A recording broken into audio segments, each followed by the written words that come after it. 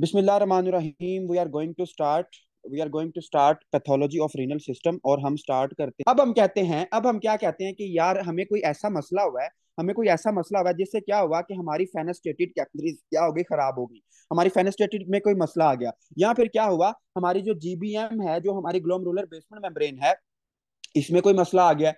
या फिर हमें क्या हुआ कि जो हमारे पोडोसाइट्स हैं, इनमें कोई मसला आ गया है। तो अब ये जो एक जाली है, ये अल्लाह ताला ने एक आपके किडनी में जाली रखी है, तो जो कि क्या करती है, आरबीसी, एल्ब्यूमिन और जो छोटी छोटी प्रोटीन्स हैं, उनको हमारे यूरिन में नहीं जाने देती।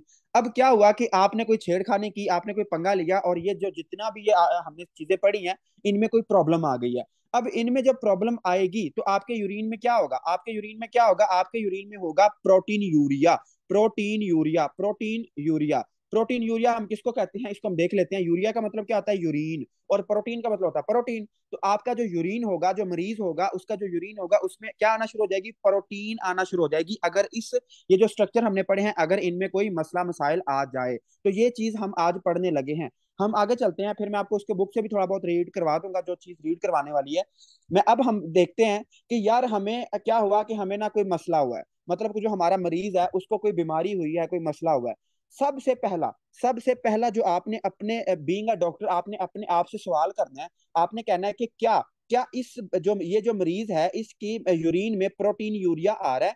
क्या ये जो मरीज है, इसके यूरिन में प्रोटीन आ रही है। आपने पहला सवाल ये करना है। उसके बाद आपने क्या कहना है, आपने कहना है, अच्छा आ रहा है तो कितना आ रहा है, हाउ मच। अगर आ रहा है तो कितना आ रहा है। तो आपने याद रखना है, ये आप अपने पल्ले बांध लें कि अगर यूरिन में जो आपका प्रोटीन है, अगर यूरिन में प्रोटीन क्या है, अगर यूरिन में प्रोटीन क्या है, अगर आपकी है लेस देन 3.5 ग्राम, लेस देन 3.5 ग्राम प्रोटीन दोनों में आ रही है, प्रोटीन आ रही है, लेकिन वो इतनी प्रोटीन है कि 3.5 ग्राम पर डे, एक दिन में 3.5 ग्राम से कम है, 3.5 ग्राम से कम है। तो आपने कहना है, इसको क्या है, इसको है नेफ्रीटिक सिंड्रोम। इसको क्या है, नेफ्रीटिक सिंड्रोम। नेफ्रीटिक सिंड्रोम पहला कंसेप्ट ये है। उसके बाद दूसरी तरफ हम चलते हैं, और अब हम कहते हैं कि यार अच्छा, जो मेरा मरीज है उसके यूरिन में प्रोटीन तो आ रही है, बट वो कितनी आ रही है, इट इज मोर देन 3.5। अगर वो 3.5 ग्राम एक दिन में, 3.5 ग्राम से क्या है, ज्यादा है, तो आपने क्या कहना है, आपने क्या कहना है कि इसको क्या है, इसको क्या है जी, नेफ्रोटिक सिंड्रोम। नेफ्रोटिक सिंड्रोम ये पहला कॉन्सेप्ट है, नेफ्रोटिक सिंड्रोम। नेफ्रीटिक और नेफ्रोटिक सिंड्रोम की आपको थोड़ी बहुत आइडिया हो गया कि हम पढ़ने क्या लगे हैं। कि अगर आपका जो मरीज है उसमें 3.5 से कम प्रोटीन आ रही है, इसको मैं आपको बुक से भी पढ़ाता हूँ, फिर आपको समझ आएगी बुक पे कहाँ पे ये लिखा हुआ है। और जो आप अगर ये 3.5 ग्राम पर डे से ज्यादा आ रहा है, तो आपने कहना है नेफ्रोटिक। और आप कहते हैं कि यार हमें तो ये भूल जाएगा कि नेफ्रीटिक और नेफ्रोटिक में क्या होता है। तो मैं इसको, एक निमोनिक है, मैंने एक जगह पे देखा था, वो ये है। देखो, इसको जो नेफ्रोटिक सिंड्रोम है, इसको हम इस तरह लिख सकते हैं कि देखो, NEPI और एच को मैंने काट के PROT, नेप्रोटिक। और अगर आप गौर करें तो प्रोट लिखा हुआ है, मतलब PROT। तो ये आपको क्या बता रहा है, ये आपको बता रहा है प्रोटीन, और ये मिक्स हो जाता होता है, इसलिए मैंने आपको निमोनिक बताया है। कि जो नेफ्रोटिक सिंड्रोम होता है, उसमें क्या होता है, उसमें प्रोटीन ज्यादा होती है। उसमें क्या होता है, प्रोटीन आपकी ज्यादा होती है। उसमें क्या होती है, प्रोटीन क्या होती है, ज्यादा होती है। अब ये जो आपका प्यारा सा नेफ्रीटिक सिंड्रोम है ना, इसको हम पढ़ना है कल। हम आज क्या पढ़ेंगे, आज हम मुकम्मल डिटेल पढ़ेंगे। हम हर एक जो क्वेश्चन है यूएसएमएलए का, या आगे पीछे जितने भी क्वेश्चन मैंने पढ़े हैं, वो मैं आपको बताऊंगा कि नेफ्रोटिक सिंड्रोम में क्वेश्चन किस तरह आता है, और ये होता क्या है। बिल्कुल आसान है, आपने घबराना नहीं है, इसकी पैथोलॉजी काफी आसान है। ठीक है, बस आपने थोड़ा सा इसको समझना है, क्योंकि आपने और भी जगह पे ये नेफ्रोटिक और नेफ्रेटिक सिंड्रोम पढ़ा होगा। बट आपने इधर गौर करना है कि क्या आपको कोई डिफरेंस फील हुआ है, कि इधर समझ के कुछ कोई आइडिया हुआ है, मतलब ज्यादा आपको समझ आई है, ये क्या हुआ है। तो इसको मैंने आपको निमोनिक बताया कि जो नेफ्रोटिक सिंड्रोम होता है, जिसमें ओ आता है, उसमें क्या होता है, उसमें आपकी प्रोटीन क्या होती है, ज्यादा होती है। उसमें क्या होती है, प्रोटीन ज्यादा होती है। और प्रोटीन कितनी ज्यादा होती है, प्रोटीन आपकी होती है 3.5 ग्राम से ज्यादा। 3.5 ग्राम से क्या होती है, ज्यादा होती है। अब हम कहते हैं कि यार फिर अच्छा प्रोटीन आ रही है, लेकिन फिर मसला कहाँ पे आ रहा है। तो मसला, हम थोड़ा सा पीछे चलते हैं, और कहाँ पे चलते हैं, आपकी यही डायग्राम जो मैंने अभी आपको समझाई है। और वो आपने याद रखना है कि अगर आपके glomerular basement membrane plus podocytes, अगर आपकी ग्लोमेरुलर बेसमेंट मेम्ब्रेन और पोडोसाइट में मसला आ गया कोई, तो क्या होगा? अगर इन दोनों में मसला आ गया तो क्या होगा? आपकी यूरिन में प्रोटीन आना शुरू हो जाएंगी। और मुझे जरा बहुत एक्सीलेंट कोई स्टूडेंट बताएगा कि क्या नेफ्रोटिक सिंड्रोम में आरबीसीज आएंगे? जल्दी बताएं, क्या नेफ्रोटिक सिंड्रोम में आरबीसीज आएंगे? डॉक्टर तहरीम एक्सीलेंट, आपने सही बता दिया है, तलहा भी सही बता रहे हैं, जल्दी बताएं। ये बहुत इंपॉर्टेंट कॉन्सेप्ट है, ये आपसे आपके टीचर्स आपसे पूछेंगे कि नेफ्रोटिक में आरबीसी क्यों नहीं आते, तो वही मैं आपको समझाना चाह रहा हूँ। तो डॉक्टर मारिया और आसिफ इस्माइल हमें सही बता रहे हैं कि आपके नेफ्रोटिक, जिसमें नेफ्र ओ आ रहा है, उसमें आपके आरबीसी नहीं आते, उसमें आपके आरबीसी नहीं आते। क्यों नहीं आते? कॉन्सेप्ट आपके सामने है, क्योंकि जो आपके आरबीसी है वो तो बेचारे पीछे ही रह जाते हैं। पीछे कहां पे रह जाते हैं? वो फेनेस्टेटेड कैपिलरी से आगे ही नहीं जा पाते। जब वो फेनेस्टेटेड कैपिलरीज में आगे ही नहीं जा पाते तो क्या होता है? आपका ग्लोमेरुलर बेसमेंट मेम्ब्रेन और पोडोसाइट में जब डिफेक्ट आता है, आपको नेफ्रोटिक सिंड्रोम होता है, तो क्या होता है? आपके ब्लड में आरबीसी नहीं मिलते। तो हम इसको थोड़ा सा ठीक कर लेते हैं कि जो ये हमें प्रोटीन तो मिल रही है, हमें यूरिन में प्रोटीन तो मिल रही है, लेकिन ये क्या है? It is without RBCs, it is without RBCs. मतलब के मतलब कि आपको आपका जो यूरिन होगा उसमें आपको आरबीसी नहीं मिलेंगे नेफ्रोटिक सिंड्रोम में। ये पहला कॉन्सेप्ट है और ये बहुत इंपॉर्टेंट कॉन्सेप्ट है। आप मतलब आपके टीचर्स ही आपसे पूछ सकते हैं, ठीक है? ओके, हम आगे चलते हैं। अब हम बात करते हैं कि यार अच्छा चलो आरबीसी तो नहीं आ रहे, फिर आ क्या रहा है? हमारे यूरिन में क्या चीज आ रही है? तो फिर हम वापस अपने डायग्राम की तरफ चलते हैं और इसमें से हम सीखते हैं कि अच्छा अगर ग्लोमेरुलर बेसमेंट मेम्ब्रेन में मसला आ जाए तो फिर क्या आएगा। तो हमने अभी अभी पढ़ा कि ग्लोमेरुलर बेसमेंट मेम्ब्रेन क्या करती है? आपके एल्ब्यूमिन को दूर रखती है। एल्ब्यूमिन को क्या करती है? रिपेल करती है। तो जाहिर सी बात है, जब ग्लोमेरुलर बेसमेंट मेम्ब्रेन ही रहेगी तो क्या होगा? आपका जो एल्ब्यूमिन है वो कहाँ आना शुरू हो जाएगा? आपके यूरिन में। तो आपने याद रखना है, क्या याद रखना है? एल्ब्यूमिन आपके यूरिन में आना शुरू हो जाएगा, एल्ब्यूमिन आना शुरू हो जाएगा। उसके अलावा और पहली चीज हमने पढ़ी कि यार नेफ्रोटिक में आपका आरबीसी नहीं आते, और क्या आता है? एल्ब्यूमिन आती है। तीसरी चीज जो आपने याद रखनी है वो क्या याद रखनी है? कि आपके जो पोडोसाइट्स हैं उनकी एफेसमेंट हो गई है। और एफेसमेंट मैं आपको बताता हूँ एफेसमेंट क्या चीज होती है। पहले सिर्फ आपने ये याद रखना है कि जो पोडोसाइट है वो खराब हो गए हैं, जो पोडोसाइट है वो अपना फंक्शन नहीं कर रहे। अब जब वो फंक्शन नहीं कर रहे तो क्या होगा? यूरिन में क्या चीज आएगी? जल्दी बताएं जी, डॉक्टर तहरीम आप बताएं मुझे, और काशिफ आप बताएं कि यूरिन में क्या चीज आएगी। तो यस, डॉक्टर आसिफ इस्माइल हमें सही बता रहे हैं कि अगर पोडोसाइट में मसला आएगा तो क्या होगा? ग्लोब्युलिन्स, ग्लोब्युलिन्स मतलब कि जो आपके इम्यूनोग्लोबुलिन्स हैं, जो आपकी एंटीबॉडीज हैं, जो बिल्कुल छोटी छोटी प्रोटीन्स हैं, वो क्या होंगी? वो भी आपके यूरिन में आना स्टार्ट हो जाएंगी। तो क्या होगा? आपको नेफ्रोटिक सिंड्रोम हो जाएगा। तो नेफ्रोटिक सिंड्रोम की थोड़ी बहुत आइडिया मैंने आपको बता दिया है। सबसे पहले आपने अपने से ये सवाल करना है कि यार मेरे मरीज की यूरिन में प्रोटीन आ रही है? तो आपने कहना आ रही है। फिर आपने कहना कितनी आ रही है? अगर वो 3.5 से ज्यादा आ रही है तो आपने क्या कहना है? आपने कहना है नेफ्रोटिक सिंड्रोम, नेफ्रोटिक जिसमें ओ आता है, आई नहीं ओ आता है, ये याद रखना है। ओ ये मिक्स हो जाता है, इसलिए मैंने आपको बार बार इसको बता रहा हूँ।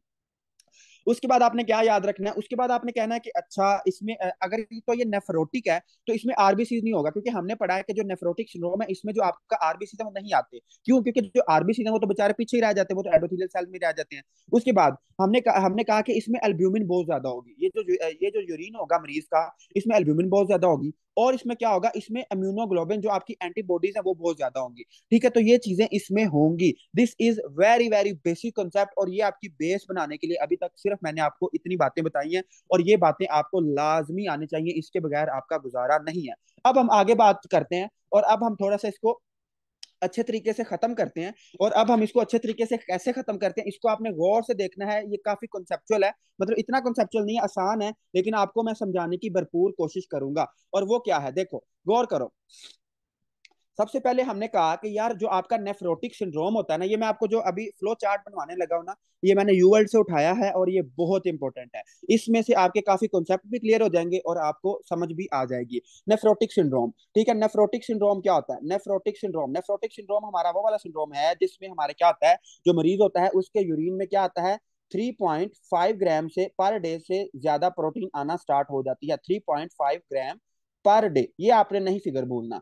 अब हम कहते हैं कि अच्छा अगर तो हमारे यूरिन में प्रोटीन जा रही है तो क्या हो रहा है कि जो हमारी बॉडी है उसमें क्या हो रहा है? प्रोटीन हमारी क्या हो रही है? कम हो रही है।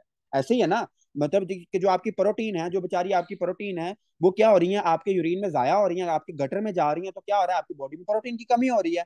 अब हम इससे सीखते हैं कि यार इससे हमें मसला क्या क्या आता है। तो सबसे पहला मसला क्या होगा? कि जो जब भी आपकी बॉडी बॉडी में प्रोटीन कम हो रही है, लेकिन वो कहाँ पे जा रही है, यूरिन में जा रही है।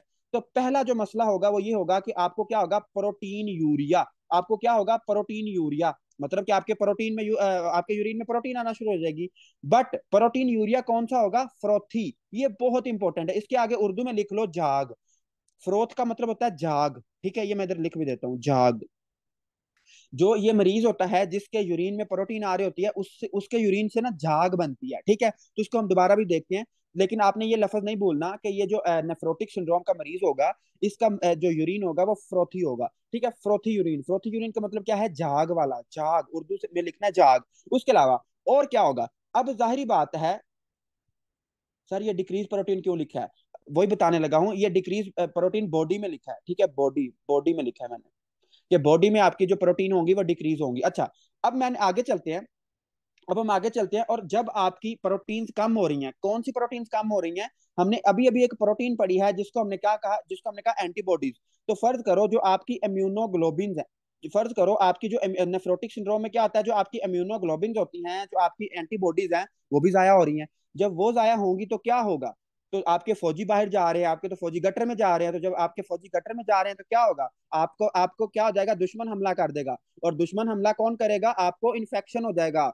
तो आपने याद रखना है, ये जो बेचारे नेफ्रोटिक सिंड्रोम के मरीज होते हैं, इनको इन्फेक्शन बड़ी जल्दी हो जाता है। क्यों, क्योंकि जो इनकी एंटीबॉडीज होती हैं वो क्या हो जाती हैं, वो बाहर जाया हो रही होती हैं। हम आगे चलते हैं और अब हम बात करते हैं कि अच्छा चलो इम्यूनोग्लोबिन का तो हमने सीख लिया, लेकिन और क्या होता है। तो हम अपने अब मेन पॉइंट पे आते हैं, और मेन पॉइंट क्या है, मेन पॉइंट ये है कि जो आपकी प्रोटीन होती है, जो आपकी क्या होती है, प्रोटीन होती है, प्रोटीन मेनली कौन सी लॉस हो रही है, मेनली हमारे पास प्रोटीन लॉस हो रही है एल्ब्यूमिन, ठीक है, मेनली प्रोटीन कौन सी लॉस हो रही है, एल्ब्यूमिन। अब जब आपकी बॉडी में एल्ब्यूमिन कम हो जाएगा, और हम एफएससी में ये पढ़ चुके हैं कि आपकी जो एल्ब्यूमिन होती है, जो आपकी एल्ब्यूमिन होती है, ये क्या करती है, ये आपको आपका ऑनकोटिक प्रेशर बनाती है। ये 65% अनकोटिक प्रेशर बनाती है आपके ब्लड का। ये बहुत इंपॉर्टेंट प्रोटीन है आपके ब्लड की। और जिन बच्चों को अनकोटिक प्रेशर का समझ नहीं है, अब मैं उसको दोबारा नहीं बता सकता क्योंकि टाइम कम है। वो मेरा रेस्पिरेटरी वाला जो हमने पढ़ा था, रेस्पिरेटरी में मैंने पढ़ाया था, सीवीएस में मैंने पढ़ाया था। तो उसमें आप जाएं और उसकी रिकॉर्डिंग सुने, फिर आपको ऑनकोटिक प्रेशर की समझ आएगी। मैं थोड़ा सा आपको हिंट दे देता हूँ कि फर्ज करो कि ये क्या है, आपकी एक कैपिलरी है, और इसमें जितनी भी प्रोटीन्स होती हैं वो क्या करती हैं, वो पकड़ के बैठती हैं, फ्लूइड को ना जकड़ लेती हैं। तो इसको हम कहते हैं ऑनकोटिक प्रेशर। अब जाहिर बात है कि जो आपका एल्ब्यूमिन है, जो आपका एल्ब्यूमिन है वो क्या हो रहा है, आपके गटर में जा रहा है, मतलब कि जाया हो रहा है। जब एल्ब्यूमिन जाया हो रहा है तो आपकी बॉडी में क्या हो जाएगा, एल्ब्यूमिन कम हो जाएगा। जब आपकी बॉडी में क्या होगा, एल्ब्यूमिन कम होगा, तो क्या होगा, एल्ब्यूमिन कम होगा तो क्या क्या क्या होगा, इसको हम देखते हैं। तो जब एल्ब्यूमिन कम होगा, तो सबसे पहले क्या हुआ कि हमारा जो ऑनकोटिक प्रेशर था, जो हमारा क्या था, plasma plasma oncotic pressure, plasma oncotic pressure वो क्या हो जाएगा, कम हो जाएगा। ठीक है, प्लाज्मा ऑनकोटिक प्रेशर क्या हो जाएगा, कम हो जाएगा। जब प्लाज्मा ऑनकोटिक प्रेशर क्या हो जाएगा, कम हो जाएगा, तो आपको क्या हो जाएगा, अडीमा। ठीक है, आपकी बॉडी में डिफरेंट जगह पे जो फ्लूइड है वो क्यूमुलेट होना शुरू हो जाएगा। अब ये अडीमा क्यों होगा, ये मैं आप जाके सीवीएस के लेक्चर सुने, फिर आपको समझ आएगी। अगर आपको समझ आए तो बहुत अच्छी बात है, अगर नहीं समझ तो आप रिकॉर्डिंग सुने, मैं दोबारा इसको एक्सप्लेन नहीं कर सकता। ओके, आपको क्या हो जाएगा, अडीमा हो जाएगा। जब आपको अडीमा होगा तो क्या होगा, जब आपको अडीमा होगा तो आपकी जो पूरी बॉडी है वो सूजी सूजी सी होगी, आपकी जो हाथ पांव है उसमें पानी जमा हो जाएगा। तो अब मतलब कि नेफ्रोटिक सिंड्रोम में हमने पढ़ा कि आपको अडीमा होगा, risk increase risk of infection होगा। और क्या क्या होगा, और क्या क्या होगा, आपको ये पता है कि जब आपकी बॉडी में क्या होगा, जब आपकी बॉडी में ऑनकोटिक प्रेशर कम होगा, आपका जो फ्लूइड है वो सर्कुलेशन से निकल के, वो जो आपके ब्लड से निकल के किस में चला जाएगा, एक्स्ट्रा सेलुलर स्पेस में। मतलब के जो आपका सर्कुलेटिंग फ्लूइड है, जो आपका सर्कुलेटिंग फ्लूइड है वो क्या हो जाएगा, कम हो जाएगा। जो आपका सर्कुलेटिंग फ्लूइड है वो कम हो जाएगा। जाहिर बात है, जो अडीमा है, जब अडीमा होगा तो आपका सर्कुलेटिंग फ्लूइड कम हो जाएगा।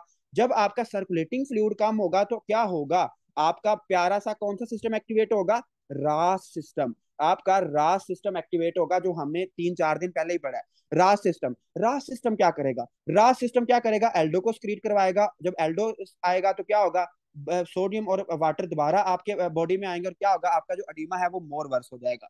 ठीक है, तो ये हमने पढ़ा कि जब भी हमारे नेफ्रोटिक सिंड्रोम होता है तो क्या होता है, आपका जो एल्ब्यूमिन है, एल्ब्यूमिन कम हो जाता है। एल्ब्यूमिन कम होने की वजह से आपको क्या हो जाता है, आपकी बॉडी में डिफरेंट जगह पे पानी एक्यूमुलेट हो जाता है, जिसको हम क्या कहते हैं, अडीमा कहते हैं। पहला दूसरी बात ये हो गई। उसके बाद हम आगे चलते हैं। अब आप कहते हैं कि चलो अडीमा वाली तो बात समझ आ गई, और क्या क्या बातें हैं। तो और हम आपके पास ये बातें हैं और क्या है, और ये है कि जब आपकी बॉडी में क्या होगा, जब आपकी बॉडी में एल्ब्यूमिन कम होगा, एल्ब्यूमिन कम होगा मतलब कि आपके ब्लड में क्या है, प्रोटीन्स कम हो गई हैं। तो आपकी जो लिवर है, अब आपको सबको पता है कि जो आपकी ब्लड की प्रोटीन्स होती हैं, बल्कि आपकी बॉडी की जो मोस्टली प्रोटीन्स होती हैं, सर्कुलेटिंग प्रोटीन, वो आपका लिवर बनाता है। तो जब आपकी बॉडी में क्या होगा, जब आपकी बॉडी में एल्ब्यूमिन की कमी होगी, तो आपका जो लिवर की एक्टिविटी है, जो लिवर की एक्टिविटी है वो क्या हो जाएगी, ज्यादा हो जाएगी। जब लिवर की एक्टिविटी ज्यादा हो जाएगी, लिवर थोड़ा सा तगड़े से तगड़ा हो जाएगा, जल्दी काम करेगा। जब लिवर जल्दी काम करेगा, जब जल्दी काम करेगा तो क्या होगा, ये क्या करेगा, ये जब लिवर ज्यादा काम करेगा तो क्या होगा, आपको हाइपरलिपिडीमिया, ये थोड़ा सा समझने वाला पॉइंट है, ये आपको तंग कर सकता है, इसलिए ध्यान से समझ लेना। Hyperlipidaemia, hyperlipidaemia. अच्छा, इसको थोड़ा सा गौर से सुनना, ये यूएल्ड का वैसे क्वेश्चन है, एनएलई में नहीं आएगा, लेकिन आपका कंसेप्ट होना चाहिए कि नेफ्रोटिक सिंड्रोम में हमें हाइपरलिपिडीमिया, हमारा कोलेस्ट्रॉल क्यों हाई हो जाता है। तो आज तक किसी ने सोचा ही नहीं होगा कि यार नेफ्रोटिक सिंड्रोम में हमें हमारा कोलेस्ट्रॉल क्यों हाई हो जाता है। तो इसको मैं बताता हूँ, देखो। जब आपकी बॉडी में जब आपकी बॉडी में एल्ब्यूमिन कम होता है ना, तो आपका जो लिवर होता है, जो आपका लिवर क्या होता है, लिवर आपका क्या होता है, लिवर की एक्टिविटी बढ़ जाती है। ये यूवर्ल्ड का क्वेश्चन है इस पे, तो ये आपने गौर से देखना है। लिवर की एक्टिविटी क्या हो जाती है, बढ़ जाती है। अब जब लिवर की एक्टिविटी बढ़ती है तो हमारे पास क्या होता है, बैड कोलेस्ट्रोल। बैड कोलेस्ट्रोल में क्या आता है, very low density lipoprotein plus low density lipoprotein plus lipoproteins. देखो, जब लिवर की एक्टिविटी बढ़ती है ना, तो लिवर ने जो जो प्रोटीन बेचारा बना सकता था ना, वो बनाना शुरू कर देता है। वो लिवर हमारा क्या बनाता है, लिपोप्रोटीन्स बनाता है। लिवर हमारा क्या बनाता है, वेरी लो डेंसिटी लिपोप्रोटीन, या लो डेंसिटी जो बैड कोलेस्ट्रॉल है। ये क्या काम करते हैं, ये तीनों काम क्या करते हैं, ये तीनों काम ये करते हैं कि आपकी बॉडी में कोलेस्ट्रॉल को बढ़ा देते हैं। तो आपने देखा होगा कि नेफ्रोटिक सिंड्रोम में, जो नेफ्रोटिक सिंड्रोम का मरीज होता है, उस बेचारे का कोलेस्ट्रॉल हाई होता है। कोलेस्ट्रॉल क्यों हाई होता है, due to increase activity of liver. अब आपको ये चीजें याद नहीं रहती, सिर्फ आपने ये याद रख लेना है कि नेफ्रोटिक सिंड्रोम में जो मरीज होता है उसका कोलेस्ट्रॉल हाई होता है, लेकिन उसकी रीजन मैंने आपको बता दी है, क्यों, क्योंकि उसकी बॉडी में लिपोप्रोटीन ज्यादा बन रही हैं। जब लिपोप्रोटीन ज्यादा बनेगी तो वो क्या करेंगी, दे आर बैड कोलेस्ट्रॉल, वो आपके ब्लड में कोलेस्ट्रॉल को बढ़ा देती है। ये मैंने आपको समझाया था, ठीक है। तो क्या होगा कि कोलेस्ट्रॉल उसकी बॉडी में ज्यादा हो जाएगा। तो इट वेरी इजी। उसके बाद हम आगे चलते हैं, और आपने याद रखना है, आपने क्या याद रखना है, जब इसकी बॉडी में कोलेस्ट्रॉल ज्यादा होगा तो इसके यूरिन में हमें क्या मिलेगी, fatty cast. Fatty cast, cast हम किसको कहते हैं, कास्ट हम जात को नहीं कहते, वैसे तो जात को भी कहते हैं, लेकिन फैटी कास्ट हमें यूरोलॉजी में कास्ट हम किसको कहते हैं, अगर आपके यूरिन में कोई पार्टिकल आ रहा है ना, तो उसको हम कास्ट कहते हैं। सिंपल इज दैट कि अगर आपके यूरिन में कोई चीज आ रही है, कोई पार्टिकल आ रहा है, तो इसको हम क्या कहते हैं, कास्ट कहते हैं। ठीक है, तो आपके जो नेफ्रोटिक सिंड्रोम होगा, इसमें आपको फैटी कास्ट मिलेगी। अच्छा, डॉक्टर अभी मैं 1 मिनट बस आपको एंड पे ये रास वाला थोड़ा रिपीट करता हूँ, मैं एक दफा ये सारा फ्लो चार्ट कंप्लीट कर रहा हूँ। अब आपको आई होप कि ये बातें समझ आ रही हैं, ये आपने अपनी बुक पे लाजमी लिख लेनी है, वरना आपको ये अगले दिन ही भूली होंगी। ठीक है, और ये सारे आपके कॉन्सेप्ट क्लियर कर देंगी। उसके बाद हम आगे चलते हैं, और अब हम बात करते हैं कि यार अच्छा, आपकी बॉडी में क्या हो रहा है, आपकी बॉडी में तो प्रोटीन कम हो रही है। जब आपकी बॉडी में क्या हो रहा है, प्रोटीन ही कम हो रही है, तो आपको पता है, आपको क्या पता है कि आपका जो लिवर है वो क्या बनाता है, आपका लिवर क्या बनाता है, एक प्रोटीन बनाता है जिसको हम क्या कहते हैं, ये मैं इधर बना लिख देता हूँ। एक प्रोटीन होती है जिसको हम कहते हैं AT3। और जिस बच्चे ने हिमाटोलॉजी मुझसे पढ़ी है उसको एंटी थ्रोम्बिन 3 का बहुत अच्छे से आइडिया होगा कि एंटी थ्रोम्बिन क्या करती है। एंटी थ्रोम्बिन क्या करती है, ये ना थ्रोम्बिन की एक्टिविटी को खत्म करती है, ये थ्रोम्बिन का इनहिबिटर है। ये क्या है, थ्रोम्बिन का इनहिबिटर है। अब अब ये जो एंटी थ्रोम्बिन है ना, इसने आपके जो थ्रोम्बिन वगैरह को ना इनहिबिट करना होता है। मतलब कि आपके जो कोagulation हो रही है, जो आपका खून जम रहा है, उसको इसने रोकना होता है। अब क्या हो रहा है कि जब आपको नेफ्रोटिक सिंड्रोम होता है, तो जो आपके थ्रोम्बिन होती है, एंटी थ्रोम्बिन होती है, ये कम हो जाती है। जब आपकी बॉडी में एंटी थ्रोम्बिन कम होगी तो क्या होगा, आपको क्या देगी, हाइपर कोएगुएबल स्टेट। हाइपर कोएगुएबल स्टेट मतलब कि आपकी बॉडी में खून जमना शुरू हो जाएगा। क्यों जमना शुरू हो जाएगा, क्योंकि जो आपकी खून को जमने से रोकने वाली प्रोटीन थी, वो तो बेचारी गटर में चली गई है। जब वो गटर में चली जाएगी तो क्या होगा, आपको क्या जाएगा, हाइपर कोएगुएबल स्टेट। ये बहुत इंपॉर्टेंट बात है। लेकिन इससे भी ज्यादा जो अहम बात है वो ये है, आपने अगर हॉस्पिटल में प्रैक्टिस की होगी तो आपने एक बात सुनी होगी कि यार जो आपके पास नेफ्रोटिक सिंड्रोम का मरीज आता है ना, वो आपसे अक्सर आपसे ना ये चीज मतलब उसका ना सिनेरियो भी इस तरह आता है। और वो क्या आता है, जब उसका सिनेरियो भी जो हाइपर कोएगुएबल स्टेट है, जब ये इसमें क्या आता है कि वो ना आपसे ये कहेगा कि मेरे ना पेट में दर्द होती है, abdominal pain plus flank pen. Flank मैंने आपको बताया था एक दिन, फ्लैंक क्या होता है, पीछे जो आपकी कमर होती है ना, कमर का जो नीचे वाला हिस्सा है, जो आपकी रिब्स के नीचे वाला हिस्सा है पीछे कमर में, उसको हम कहते हैं फ्लैंक रीजन। तो आपकी जो किडनी की पेन होती है मोस्टली फ्लैंक रीजन पे होती है। तो आपने देखा होगा जो नेफ्रोटिक सिंड्रोम का मरीज होता है ना, वो अक्सर आपसे कंप्लेन करता है कि यार मेरे ना फ्लैंक पेन होती है और पेट में दर्द होती है। तो ऐसा क्यों होता है? तो इसको हम देखते हैं, देखो इसको हम देखते हैं कि जो आपकी abdominal pain plus flank pain है ये क्यों होती है। तो चूंकि आपको क्या है, हाइपर कोएगुलेबल स्टेट है, आपको क्या है, हाइपर कोएगुलेबल स्टेट है, और हाइपर कोएगुलेबल स्टेट में होने की वजह से, हाइपर कोएगुलेबल स्टेट होने की वजह से आपको क्या हो जाता है, renal renal vein thrombus renal vein thrombosis. ये यू वर्ल्ड का क्वेश्चन है, ये भी, ये ना यू वर्ल्ड में उसमें ये इसका इसके ऊपर पूरा एमसीक्यूज है कि एक मरीज है, उसके अब्डोमिनल पेन हो रही है, फ्लैंक पेन हो रही है, और उसके जो प्रोटीन यूरिया है वो 3.5 से ज्यादा आ रहा है, तो आप बताएं उसको क्या मसला है। तो आपने कहना रीनल वेन थ्रोम्बोसिस, उसको क्या है, रीनल वेन थ्रोम्बोसिस है, रीनल वेन थ्रोम्बोसिस है। ठीक हो गया, तो ये आपने याद रखना है। उसके बाद हम आगे चलते हैं कि रीनल वेन थ्रोम्बोसिस में, अच्छा मुझे बहुत एक्सीलेंट स्टूडेंट बताएगा कि अगर ये लेफ्ट रीनल वेन थ्रोम्बोसिस हो, अगर ये क्या हो, लेफ्ट रीनल वेन थ्रोम्बोसिस हो, तो कौन सी चीज कॉमन होगी जी। मैं हमने एनाटॉमी में पढ़ा था। अच्छा, डॉक्टर काशिफ ने क्वेश्चन किया है कि सर लिवर की एक्टिविटी ज्यादा है तो 83 कम क्यों हो रहा है। देखो, जो लिवर है, जो 83 होता है ना आपका एंटी थ्रोम्बिन 3, ये मैं आपको उधर भी पढ़ाऊंगा, हिमाटोलॉजी में पढ़ाऊंगा कि ये ना बड़ा इमीडिएट होता है। मतलब जो आपका लिवर होता है ना, इस जो 83 होता है ना, इसने फौरन उसको इनहिबिट करना होता है। जब आपका क्या होता है, नेफ्रोटिक सिंड्रोम होता है, तो 80 जो आपका एंटी थ्रोम्बिन 3 है ना, ये फौरन जाया हो जाता है।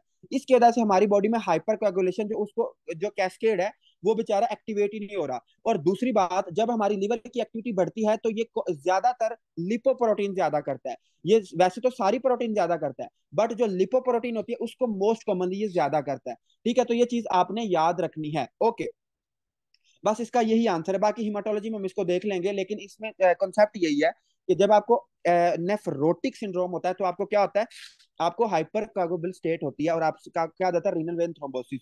और माशाल्लाह बड़े एक्सीलेंट स्टूडेंट बैठे हैं, और डॉक्टर अदनान और डॉक्टर जबी और बाकी काशिफ, आप बिल्कुल सही बता रहे हैं कि जो मरीज होगा ना उसको क्या आ जाएगी, हाइड्रोसील। उसका जो टेस्टिस होंगे, अगर वो मेल है तो उसके टेस्टिस में क्या हो जाएगा, अडीमा एक्यूमुलेट हो जाएगा, उसमें टेस्टिस में क्या हो जाएगा, अडीमा एक्यूमुलेट हो जाएगा नेफ्रोटिक सिंड्रोम में। तो ये एक वजह हो सकती है due to renal vein thrombosis. ठीक हो गया, तो ये सारी इसमें बातें हैं। अब जरा मुझे शाबाश आप ये बताएंगे कि आपको इसमें से कौन सी बात समझ नहीं आई, जब आ गई। और इस बुक में सबसे पहले उसने आपको ये डायग्राम समझाने की कोशिश की है। ये डायग्राम आपको आई होप की समझ आ गई हो, उस मतलब जिस तरह उसने समझाई है इस तरह तो समझ नहीं आ सकती, लेकिन जो मैंने आपको स्कीमेटिक डायग्राम समझाई है ना, वो आपने लाजमी बना लेनी है। इसमें उसने आपको ये नेफ्रोटिक सिंड्रोम का बताया है, इसमें उसने ये बताया है कि जो मोस्टली आपके जो मोस्टली मरीज होगा उसमें क्या होगी, एल्ब्यूमिन होगी। उसमें ये जो यूरिन है इसमें मोस्टली क्या होगी, एल्ब्यूमिन होगी। लेकिन एक आधा कोई रेयरली उसमें आरबीसीज भी आ सकता है, वैसे आरबीसीज नहीं आते, लेकिन अगर कोई बहुत सीवियर डिजीज हो गई है, या मतलब रेयरली कोई बहुत रेयर चांसेस है कि उसमें एक आधा आरबीसीज आ जाएगा। वैसे आपको पता होना चाहिए कि जो हम नॉर्मल पर्सन है इसमें एक आधा आरबीसीज या 4-5 आरबीसीज कॉमन है। हमारे यूरिन में जो हम नॉर्मल बंदे हैं इनमें 4-5 आरबीसीज आ सकते हैं, 4-5 पस सेल्स भी आ सकते हैं। ठीक है, तो इसकी आपने टेंशन नहीं लेनी, एक आधे की खैर होती है। लेकिन इसमें जो आपने समझने वाली बात वो ये है कि नेफ्रोटिक सिंड्रोम में क्या होता है, एल्ब्यूमिन आ रही होती है। एल्ब्यूमिन क्यों आ रही होती है, क्योंकि आपका जो ग्लोमेरुलर बेसमेंट मेम्ब्रेन है इसमें खराबी है, और किसमें खराबी है, आपके पोडोसाइट में खराबी है। अब इस पेज पे आए, और इस पेज पे मैंने सिर्फ आपको अभी तक ये बात पढ़ाई है। अभी तक अगर आप गौर करें तो सिर्फ हमने ये बात पढ़ी है, लेकिन मैंने आपको बहुत अच्छे तरीके से कॉन्सेप्ट के साथ बताया है ताकि आपको ये बात भूले ना। अब हम इसको एक दफा रीड कर लेते हैं ताकि आपको कोई प्रॉब्लम ना हो। वो ये है कि इसमें क्या होता है, पोडोसाइट जो होते हैं वो डैमेज हो जाते हैं। पोडोसाइट क्या हो जाते हैं, डैमेज हो जाते हैं, जो आपके पोडोसाइट है वो डैमेज हो जाते हैं। जब पोडोसाइट डैमेज होते हैं, और इसके अलावा जो हमारा चार्ज बैरियर था, इधर नहीं लिखा हुआ, आपने लिख लेना है कि चार्ज बैरियर कौन कौन सी चीज बना रही थी, आपकी जीबीएम बना रही थी, ग्लोमेरुलर बेसमेंट मेम्ब्रेन। तो ग्लोमेरुलर बेसमेंट मेम्ब्रेन और पोडोसाइट दोनों क्या हो गए हैं, डैमेज हो गए हैं। उससे क्या हो रहा है कि आपके यूरिन में प्रोटीन आ रही है, आपके यूरिन में क्या आ रही है, प्रोटीन। और कितनी प्रोटीन आ रही है, 3.5 ग्राम से ज्यादा। 3.5 ग्राम से ज्यादा प्रोटीन आपके या आ रही है। उसके बाद हम आगे चलते हैं, और उसके बाद हम आगे चलते हैं और आगे हम कहते हैं कि यार इसकी क्लिनिकल प्रेजेंटेशन कैसे होगी। तो इसकी क्लिनिकल प्रेजेंटेशन कुछ इस तरह होगी कि आपकी जो यूरिन होगा उसमें मैसिव बहुत ज्यादा प्रोटीन आएगी। और कितनी प्रोटीन आएगी, ये बहुत इंपॉर्टेंट एमसीक्यू है, इसको ध्यान से कर देना कि कितनी प्रोटीन आएगी, 3.5 ग्राम एक दिन में। एक दिन में कितनी प्रोटीन आएगी, 3.5 gram, with oedema. With oedema, oedema मैंने आपको समझा दिया, अडीमा क्यों होता है, क्योंकि एल्ब्यूमिन कम हो गया। और हाइपो एल्ब्यूमिनीमिया, मतलब कि देखो एंड पे क्या आ रहा है, ईमिया, ईमिया का मतलब क्या होता है, ब्लड। तो आपके ब्लड में एल्ब्यूमिन कम हो गया है और आपको क्या हो गया, अडीमा हो गया है। उसके अलावा उसने ये लिखा हुआ है कि हिपैटिक लिपोजेनेसिस, जो आपका लिवर होगा वो ओवर एक्टिव हो जाएगा। जब वो ओवर एक्टिव होगा तो वो ज्यादा से ज्यादा लिपोप्रोटीन बनाएगा, ये अभी मैंने आपको बताया है। उसके अलावा आपको ये बहुत इंपॉर्टेंट फाइंडिंग है और ये स्टूडेंट को समझ नहीं आती कि इसमें हाइपर कोलेस्ट्रोलीमिया क्यों होता है। तो ये बात आपने नहीं बोलनी कि हाइपर कोलेस्ट्रोलीमिया क्यों होता है नेफ्रोटिक सिंड्रोम में। उसके अलावा फ्रोथी यूरिन, फ्रोथी यूरिन का मतलब क्या है कि जो यूरिन होगा उसमें झाग आएगी। आपने कहना जब भी हमारे यूरिन में प्रोटीन आ रही होती है तो यूरिन को फ्रोथी हो जाता है। यूरिन क्या होता है, फ्रोथी मतलब कि उसमें झाग आ रही होती है, झाग बन रही होती है। उसके अलावा इसमें क्या होगी, hyper coagulable state. Hyper coagulable state क्यों होगी, क्योंकि इसमें जो एंटी थ्रोम्बिन 3 है वो लॉस हो रहा है, वो कहा जा रहा है गटर में जा रहा है। और क्या होगा, इंक्रीज रिस्क ऑफ इन्फेक्शन। और क्या होगा, इंक्रीज रिस्क ऑफ इन्फेक्शन। क्यों, क्योंकि आपके जो एंटीबॉडीज हैं वो भी यूरिन में जा रहे हैं। उसके अलावा loss of IgGs, loss of IgGs in urine and soft tissue compromise oedema. ठीक है, तो ये सारी चीजें आपने देखनी है कि जब आपका जो आईजीजी है वो यूरिन में चला जाएगा। अब आईजीजी यूरिन में क्यों जाता है इसको हम बाद में देखते हैं कि आईजीजी ही क्यों जाता है, तो इसको हम बाद में देखते हैं। लेकिन इसमें सिर्फ आपने ये बातें याद रखनी है कि आपको अडीमा होगा, आपके ब्लड में हाइपोएल्बुलिनीमिया होगा, आपका जो लिवर है वो ज्यादा से ज्यादा लिपोप्रोटीन बनाएगा, आपके आपको कोलेस्ट्रॉल ज्यादा हो जाएगा, आपका वो जो मरीज होगा उसका जो यूरिन होगा उसमें झाग बनेगी, उसमें फ्रोथी यूरिन होगा। वो क्या होगा, फ्रोथी यूरिन। जो हमारा दूसरा हमने पढ़नी है ना नेफ्रेटिक, उसमें फ्रोथी यूरिन नहीं होता। तो इसमें क्या होता है, इसमें फ्रोथी यूरिन होता है। उसके अलावा और क्या होगा, हाइपर कोएगुलेबल स्टेट। और क्या होगा, उसमें एंटी थ्रोम्बिन 3 का लॉस होगा जिससे उसका खून जमना शुरू हो जाएगा। ठीक है, तो ये एक सिंपल सी बातें हैं। उसके बाद ये जो सारी बातें लिखी हुई हैं ये आगे उसने ना उसकी एग्जाम्पल्स लिखी हुई है, अभी हमने पढ़नी है। लेकिन फिलहाल आप मुझे ये बताएं कि आपको नेफ्रोटिक सिंड्रोम की बेस बन गई है, मतलब अब कोई मसले वाली बात तो नहीं रहेगी कि नेफ्रोटिक सिंड्रोम क्या होता है। बात करते हैं कि यार इसमें जो आपका है इसमें आपका कौन कौन सी डिजीज आती है। तो अब हम स्टार्ट करते हैं, और ये बहुत इंपॉर्टेंट डिजीज है जो अभी हम पढ़ने लगे ना, इसको आपने नहीं छोड़ना। और ये बहुत इंपॉर्टेंट डिजीज है, इसके सामने लिख भी ले इंपॉर्टेंट। और इसका नाम है एमसीडी। ठीक है, एमसीडी। एमसीडी का मतलब क्या है, एमसीडी का मतलब है मिनिमल, मिनिमल का मतलब क्या होता है, कम से कम। मिनिमल चेंज, चेंज का मतलब क्या होता है, चेंज मतलब कि फर्क, चेंज डिजीज, कि इसमें ना बहुत थोड़ा सा इफेक्ट आता है, मिनिमल चेंज डिजीज, इसको हम क्या कहते हैं, एमसीडी। इसके आगे लिख ले इंपॉर्टेंट, इसमें से आपको एमसीक्यूज आना ही आना है। ठीक है, यू वर्ल्ड के भी इसमें से बहुत ज्यादा एमसीक्यूज बने हुए हैं और वैसे भी एनालिस्ट से भी इसके एमसीक्यूज आ सकते हैं। ठीक है, तो मिनिमल चेंज डिजीज, इसको हम पढ़ते हैं कि यार ये क्या चीज है। तो इसको हम देखते हैं कि ये क्या चीज है। ठीक है, तो इस चीज को समझने के लिए आपकी बेस अब स्ट्रॉन्ग है, इंशाल्लाह अब आपको मसला नहीं होगा।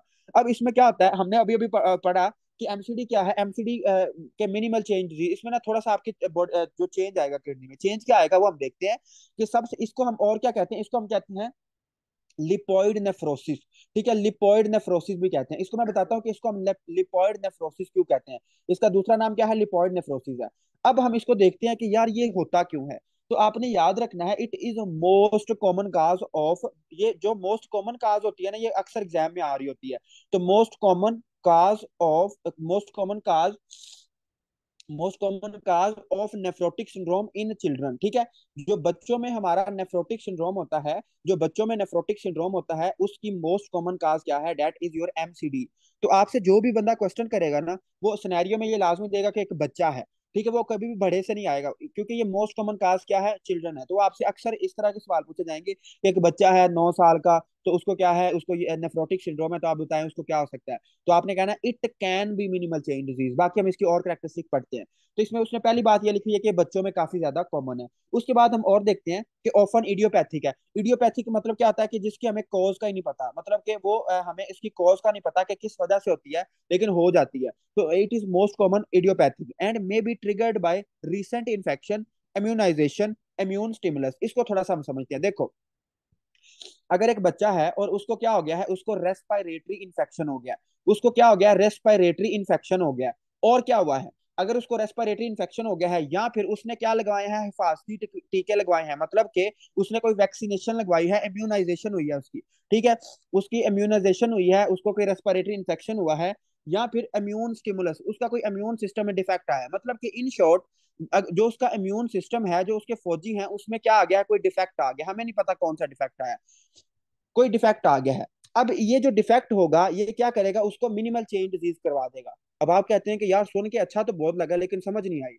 तो इसको समझने के लिए इसकी जो पैथोजेनेसिस है ये पैथोमा पे लिखी हुई है, फर्स्ट एड पे नहीं लिखी हुई। लेकिन मैं आपको थोड़ी बहुत बता देता हूँ, वैसे ये पूछी नहीं जाती एग्जाम में, लेकिन आप अपनी बुक पे लिख लेना इसको कि ये जो मिनिमल चेंज डिजीज होती है ना, ये मैं पैथोमा से पढ़ा रहा हूँ।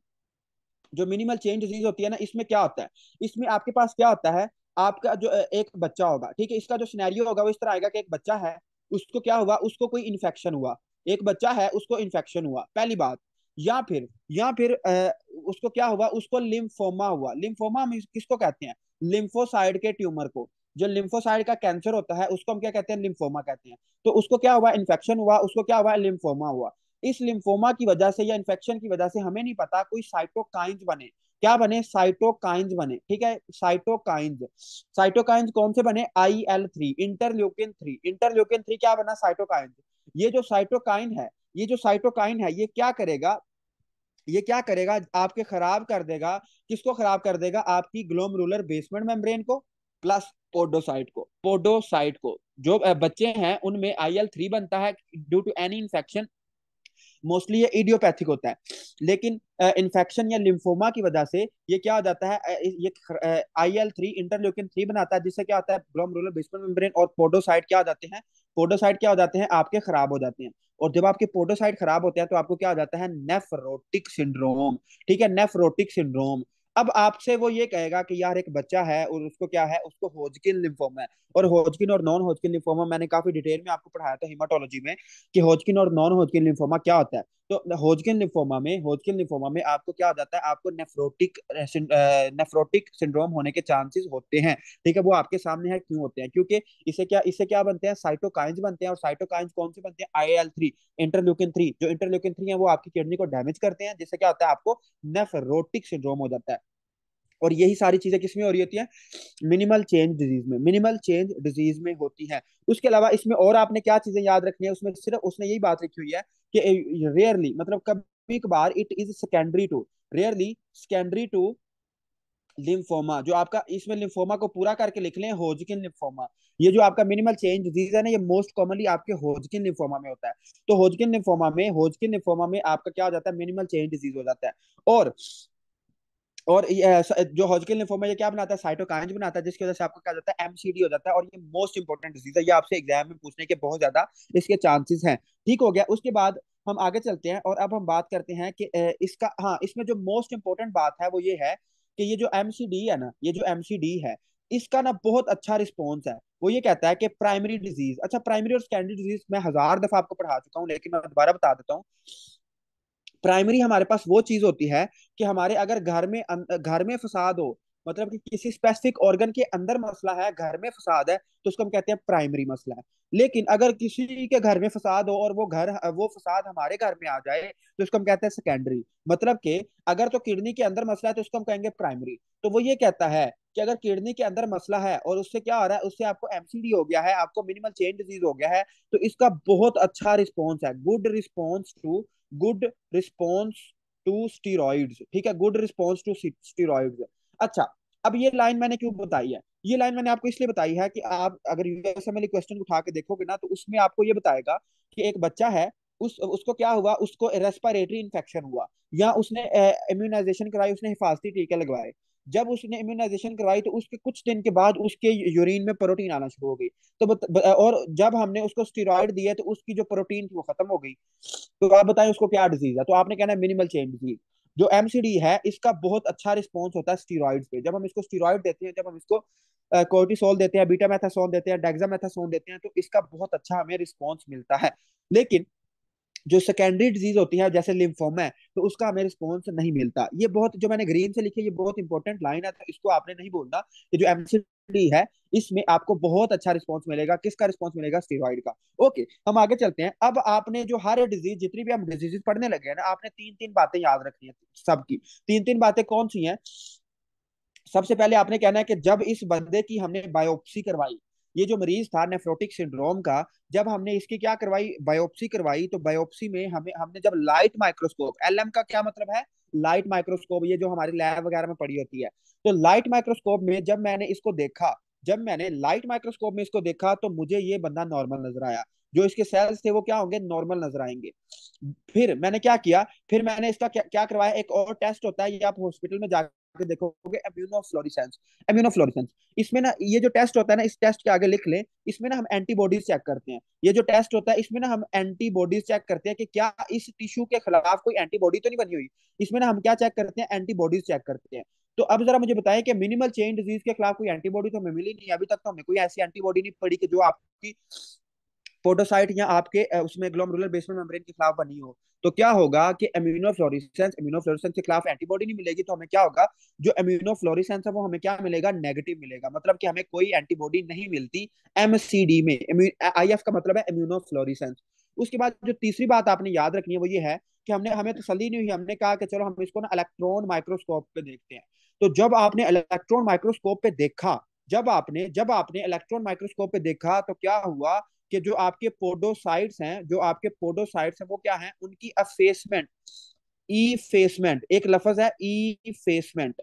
तो इसको मैं एक आसान सा इसका मतलब बता देता हूँ, इसका मतलब होता है मुड़े होना। जो आपके पोडोसाइट होंगे ना वो टेढ़े मेढ़े से हुए पड़े होंगे। देखो, फर्ज करो कि ये हमारी क्या थी, this was glomerular basement membrane, और इस तरह के मैंने आपको कहा था डोम शेप्ड आपके क्या होते हैं, आपके होते हैं जी, आपके पोडोसाइट्स होते हैं। लेकिन अब आपको क्या हो गया, आपको एमसीडी हो गया, आपको मिनिमल चेन डिजीज हो गया। तो जो आपके पोडोसाइट्स होंगे वो कुछ इस तरह के डिस्टर्ब से होंगे, मतलब कि आगे पीछे टेढ़े मेढ़े से होंगे। ठीक है, तो ये बातें आपने नहीं भूलनी, ये बहुत इंपॉर्टेंट बातें हैं कि तीन बातें आपने याद रखनी है। मिनिमल चेन डिजीज किसमें होती है, बच्चों में होती है।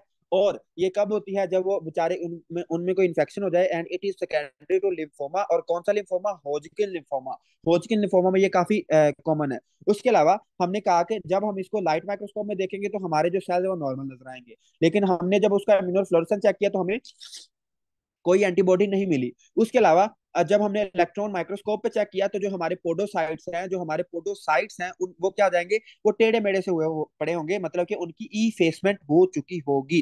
ठीक है, तो ये चीजें आपने याद रखनी है। इसको हम लिपोइड नेफ्रोसिस क्यों कहते हैं, तो आपने याद रखना है, जो आपका नेफ्रोटिक सिंड्रोम होता है, अभी अभी हम इस पे पढ़ चुके हैं कि आपको क्या आ जाता है, हाइपर कोलेस्ट्रोलिमिया। आपकी बॉडी में कोलेस्ट्रॉल बहुत ज्यादा हो जाता है, आपकी बॉडी में लिपोप्रोटीन बहुत ज्यादा हो जाती है। तो चूंकि आपकी ब्लड में लिपिड्स बहुत ज्यादा हैं, चूंकि आपकी ब्लड ब्लड में लिपिड्स बहुत ज्यादा हैं, तो ये जो लिपिड हैं ये क्या करते हैं, ये एक्यूमुलेट कर जाते हैं। ये एक्यूमुलेट कर जाते हैं किस में, पीसीटी में, जो आपका प्रोक्सिमल कन्वोल्यूटिव ट्यूब्यूल है उसमें एक्यूमुलेट कर जाते हैं। जब इसमें एक्यूमुलेट करते हैं तो इसको हम क्या कहते हैं, लिपोइड नेफ्रोसिस। इसको हम क्या कहते हैं, लिपोइड नेफ्रोसिस। और लिपोइड नेफ्रोसिस की वजह से मतलब मिनिमल चेन डिजीज को हम दूसरा नाम क्या कहते हैं, लिपोइड नेफ्रोसिस। क्यों, क्योंकि जो आपके इसमें लिपिड बहुत ज्यादा एक्यूमुलेट हो जाता है, किसमें, आपकी पीसीटी में एक्यूमुलेट हो जाते हैं। ठीक है, तो इसमें सिर्फ आपने ये बात याद रखनी है। ओके जी, आई होप कि आपको मेरी बात समझ आ चुकी है और इसको अब आप कर लोगे। हम आगे चलते हैं। अब हम बात करते हैं कि मिनिमल चेंज डिजीज के बाद हम और बात करते हैं, और अब हम बात करते हैं एफ एस। ठीक है, एफ एस जी एन। ठीक है, एफ एस जी एन। इसकी फुल फॉर्म मुझे लिखने की जरूरत नहीं है क्योंकि आपकी बुक पे लिखा हुआ है। एफ एस जी एन का मतलब क्या है, एफ एस जी एन का मतलब है फोकल सेगमेंटल ग्लोमेरुलर नेफ्राइटिस। पहले तो हम इसके लफ्जी लफ्जी मतलब पे जाते हैं कि यार इस हमें ये क्या चीज बता रहा है। तो फोकल का मतलब मैं बल्कि हम आज पढ़ते भी हैं, फोकल का मतलब ये होता है कि फर्ज करें अगर ये कोई चीज है, ठीक है, अगर कोई भी एक दायरा है, ठीक है, अगर ये दायरा है, अगर ये लेस देन 50% खराब हो चुका है, मतलब अगर अगर एक दायरा है और अगर ये लेस देन 50% है, तो इसको हम कहते हैं फोकल। लेस देन 50% अगर होगा, मतलब कि आधे से कम है, अभी अभी आधा खराब नहीं हुआ, आधे से कम खराब हुआ है, तो इसको हम कहते हैं फोकल। लेकिन अगर मोर देन 50 हो, मतलब आधे से ज्यादा हो, तो इसको हम क्या कहते हैं, इसको हम कहते हैं डिफ्यूज। इसको हम क्या कहते हैं, डिफ्यूज। और ये हम अभी पढ़ते भी हैं, इसको टेंशन नहीं लेनी। सिर्फ इधर नाम है इसलिए मैंने बताया है कि फोकल हम किसको कहते हैं, अगर कोई चीज आधे से कम खराब हुई हो, मतलब एक दायरा है और अगर वो आधे से कम खराब है, तो इसको हम कहते हैं फोकल। और सेगमेंटल का मतलब क्या होता है, सेगमेंट। तो आपको पता है आपकी किडनी के क्या होते हैं, सेगमेंट्स होते हैं। तो फोकल सेगमेंटल ग्लोमेरुलोनेफ्राइटिस। ठीक है, फोकल सेगमेंटल ग्लोमेरुलोनेफ्राइटिस इसका पूरा नाम है। पूरा नाम क्या है कि इसमें क्या होगा कि आपके जो सेगमेंट हैं, जो आपकी किडनी के अंदर सेगमेंट हैं, वो आधे से कम खराब होंगे, मतलब उनकी क्या हो जाएगी, इन्फ्लेमेशन होगी। देखो इसको मैं लिखता हूँ, इन्फ्लेमेशन होगी किसकी, सेगमेंट्स की, बट लेस देन ठीक है, सेगमेंट्स की, बट लेस देन 50%, ठीक है, मतलब कि हाफ से कम, आधे से कम जो आपका होगा वो खराब होगा, ठीक है। तो inflammation inflammation segment less than 50%, तो ये इसके नाम का मतलब है, ये इतना इंपॉर्टेंट नहीं है। जो इंपॉर्टेंट बात है वो हम करते हैं, वो क्या है कि इट कैन बी प्राइमरी, ठीक है, इट कैन बी प्राइमरी और सेकेंडरी। और उसने और क्या लिखा हुआ है, टू अदर कंडीशन, इस मतलब कि कौन कौन सी कंडीशन है उसको हम देखते हैं कि कौन कौन सी कंडीशन है। वो ये है कि अगर एक बंदा है उसको HIV है, ठीक है, HIV है, या फिर उसको क्या है, उसको सिकल सेल डिजीज है, ठीक है, sickle cell disease. Sickle cell disease में क्या होता है कि आपके जो सेल होते हैं वो बहुत ज्यादा टूटते हैं, ठीक है। सिकल सेल में क्या होता है, आपके सेल टूटते हैं, सेल टूटने से क्या होता है, फ्री हीमोग्लोबिन रिलीज होता है। जब फ्री हीमोग्लोबिन रिलीज होता है तो क्या होता है, वो आपके PCT में आके एक्यूमुलेट हो जाता है, और उससे आपको क्या होता है, FSGN। अब हम देखते हैं कि HIV भी हो गया, सिकल सेल भी हो गया, और क्या होता है, इसके अलावा होता है हीरोइन अब्यूज। और ये हीरोइन वो वाली हीरोइन नहीं है जो आप समझ रहे हैं, ये वो वाली हीरोइन है जो नशे के लिए यूज करते हैं, ठीक है। तो एक तो वैसे हीरोइन वो बॉलीवुड वाली है ना, ये वो वाली नहीं है। ये और है जो कि इंसान को जमीन से उठा के फौरन चांद पे ले जाती है, ये वो वाली हीरोइन है। अच्छा, अगर एक बंदा हीरोइन यूज करता है, HIV का मरीज है, सिकल सेल है, तो उसको क्या आ जाएगा, उसको फोकल सेगमेंटल ग्लोमेरुलोनेफ्राइटिस हो सकता है, ठीक है। ये उसके क्या है, दे आर रिस्क फैक्टर्स। उसके बाद उसने ये लिखा हुआ है, उसने और क्या लिखा हुआ है, उसने ये लिखा हुआ है कि यार ये जो अफ्रीकन है, जो अमेरिकन अफ्रीकन है, ठीक है, अमेरिकन अफ्रीकन, अमेरिकन अफ्रीकन, मतलब कि अमेरिकन अफ्रीकन में ये बहुत ज्यादा कॉमन है, ठीक है। वैसे तो मैं सोशल डिस्क्रिमिनेशन नहीं करता, लेकिन मैं आपको समझाने के लिए बता रहा हूँ कि जो अमेरिका के काले लोग हैं, ठीक है, जो अमेरिकन काले हैं, मतलब उनके पास है तो अमेरिकन पासपोर्ट, लेकिन वो क्या है, वो काले हैं, ठीक है, अफ्रीकन लोग हैं। तो मतलब कि बताने का मेरा मकसद ये है कि जो काले लोग हैं, जो अफ्रीकन लोग हैं, उनमें ये बहुत ज्यादा कॉमन है। उसके बाद और क्या है, हिस्पैनिक्स। अच्छा, हिस्पैनिक्स का किसी को पता है हिस्पैनिक्स किन लोगों को कहते हैं? हिस्पैनिक्स, हिस्पैनिक्स हम कहते हैं, ये इंफॉर्मेशन ही है, वैसे टॉपिक से रिलेटेड नहीं है। नॉर्थ अमेरिका, जो नॉर्थ अमेरिका में उसकी रियासतें आती है ना, उसको हम हिस्पैनिक्स कहते हैं, ठीक है। तो नॉर्थ अमेरिकन को हम क्या कहते हैं, हिस्पैनिक्स। तो बताने का मकसद ये है कि अमेरिका में जो काले लोग हैं और जो नॉर्थ में रहते हैं, उनमें ये इसके चांसेस होने के काफी ज्यादा हैं, ये जेनेटिक उनका है। ओके, अच्छा, इसमें अब हम काम की बात करते हैं, और काम की बात क्या है कि मैसिव ओबेसिटी, मैसिव ओबेसिटी, कि अगर एक मरीज है और वो बहुत ज्यादा मोटा है, ठीक है, मैसिव ओबेसिटी भी क्या है, इसका क्या है जी, एक रिस्क फैक्टर है। अगर एक बंदा मैसिवली ओबीज है, बहुत ज्यादा मोटा है, तो उसको क्या हो सकता है, FSGN हो सकता है। उसके अलावा और उसमें लिखा हुआ है कि कंजनाइटल है, और इंटरफेरोन, ठीक है, इंटरफेरोन मतलब इंटरफेरोन वगैरह हम अगर यूज करते हैं तो उससे भी आपको क्या हो जाता है, फोकल सेगमेंटल FSGN हो सकता है, ठीक है। तो ये सारी चीजें आपने इसको देख लेना, ये सिर्फ उसके रिस्क फैक्टर है। उसके बाद जो इसमें समझने वाली बात है वो ये है कि इसका जो ये जो प्राइमरी डिजीज होती है ना, FSGN की, इसका पुअर रिस्पॉन्स होता है। पुअर पुअर क्या होता है, रिस्पॉन्स होता है, पुअर रिस्पॉन्स टू स्टीरॉइड। तो इसका आपको क्वेश्चन इस तरह पूछा जाएगा कि एक मरीज है और वो अमेरिकन है, ठीक है, वो मतलब अफ्रीकन अमेरिकन है, मतलब वो काला है। एक मरीज है और वो काला है, और उसकी प्रोटीन में क्या आ रहा है, यूरिया आ रहा है, उसके उसकी प्रोटीन में, उसके यूरिन में क्या आ रहा है, प्रोटीन आ रही है। और वो कितनी प्रोटीन आ रही है, 3.5 से ज्यादा आ रही है। और जब हमने उसको स्टीरॉइड दिए तो उसका कोई रिस्पॉन्स हमें नहीं मिला, उसकी प्रोटीन ठीक नहीं हुई। तो बताएं कौन सी डिजीज है? तो आपने क्या कहना है, आपने कहना है FSGN, फोकल सेगमेंटल ग्लोमेरुलोनेफ्राइटिस। इसका मैं अभी एक और क्वेश्चन भी आपको कराता हूँ जो यूएल्ड में पूछा चुका है, पहले हम इसको कंप्लीट कर ले, ठीक है।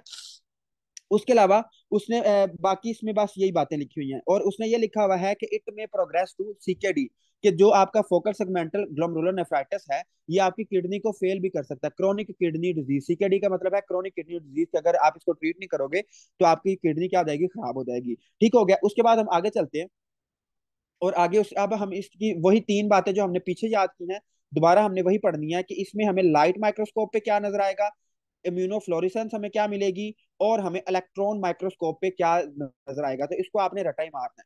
रटा कैसे मारना है, देखो, जब हमने क्या किया कि जब हमने इसकी FSGN वाले की लाइट माइक्रोस्कोप के नीचे इसकी बायोप्सी को देखा, तो हमें क्या मिला, हमें सेगमेंटल सेगमेंटल सेक्लोरोसिस, हमें क्या मिली, सेगमेंटल सेक्लोरोसिस, ठीक है, सेगमेंटल सेक्लोरोसिस, बट लेस देन 50%, क्योंकि ये क्या है, फोकल सेगमेंटल है। ये क्या है, फोकल सेगमेंटल है, मतलब हमें सेगमेंट की क्या मिलेगी, सेक्लोरोसिस मिलेगी, बट लेस देन 50%। तो इधर मैं लिख भी देता हूँ, लेस देन 50%, के आधे से कम ही बेचारा खराब होगा, सारा नहीं खराब होगा।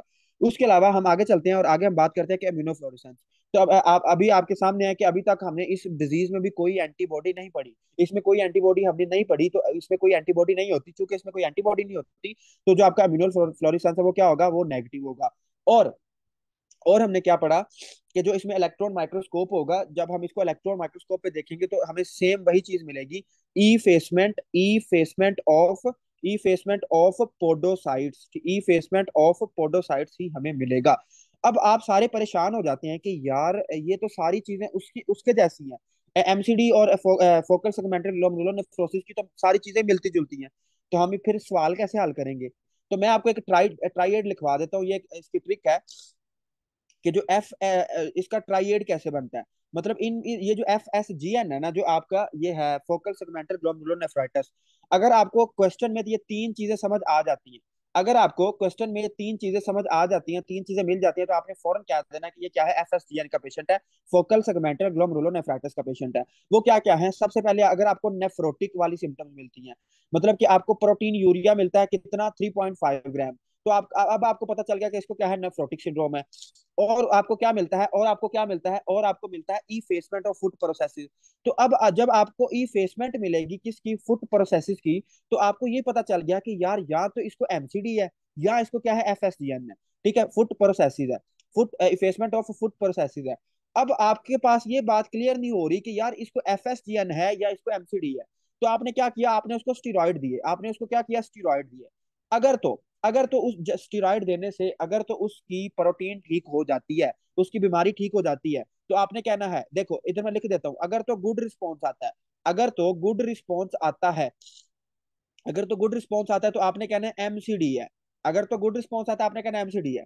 लेकिन स्टीरॉइड देने से भी कोई फर्क नहीं पड़ रहा, तो आपने क्या कहना है, आपने कहना है FSGN है, फोकल सेगमेंटल ग्लोमेरुलोनेफ्राइटिस है। ठीक है, तो ये ट्राइएड आपने याद रखना है, ये आपके क्वेश्चन हल करने में काम आएगा, वरना आप दोनों में कंफ्यूज हो जाओगे कि यार दोनों तो मिलते जुलते हैं, तो फिर हम इसको डिफरेंशिएट कैसे करेंगे। तो एक आपने ये ट्राइएड याद रखना है, और दूसरी जो चीज याद रखनी है वो ये याद रखनी है कि जो एमसीडी होता है ये किस में होता है, ये बच्चों में होता है, ये छोटे बच्चों में होता है, मोस्टली बच्चों में होता है। लेकिन जो आपका ये सेगमेंटल नेक्रोसिस है, ये किस में होता है, ये अमेरिकन कालों में होता है। ठीक है, जो अमेरिकी काले हैं उनमें होता है, और नॉर्थ अमेरिकन में होता है।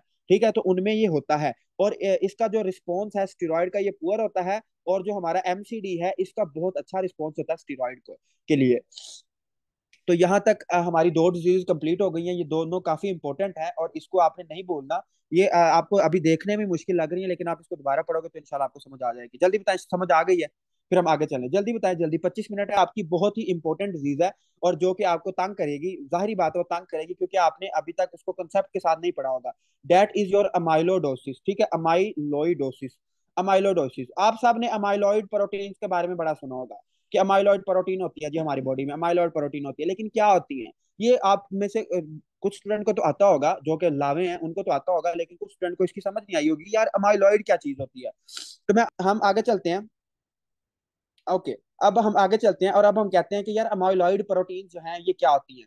तो इसमें क्या होता है कि अमाइलॉइड प्रोटीन ये होती हैं कि आपके नॉर्मली में जो जितनी भी बॉडी में प्रोटीन है ना, बॉडी में जितनी भी प्रोटीन्स हैं ये टूट जाती हैं, जब इनकी लाइफ मुकम्मल हो जाती है तो ये टूटती हैं। टूटती किस में है? अमाइनो एसिड्स में।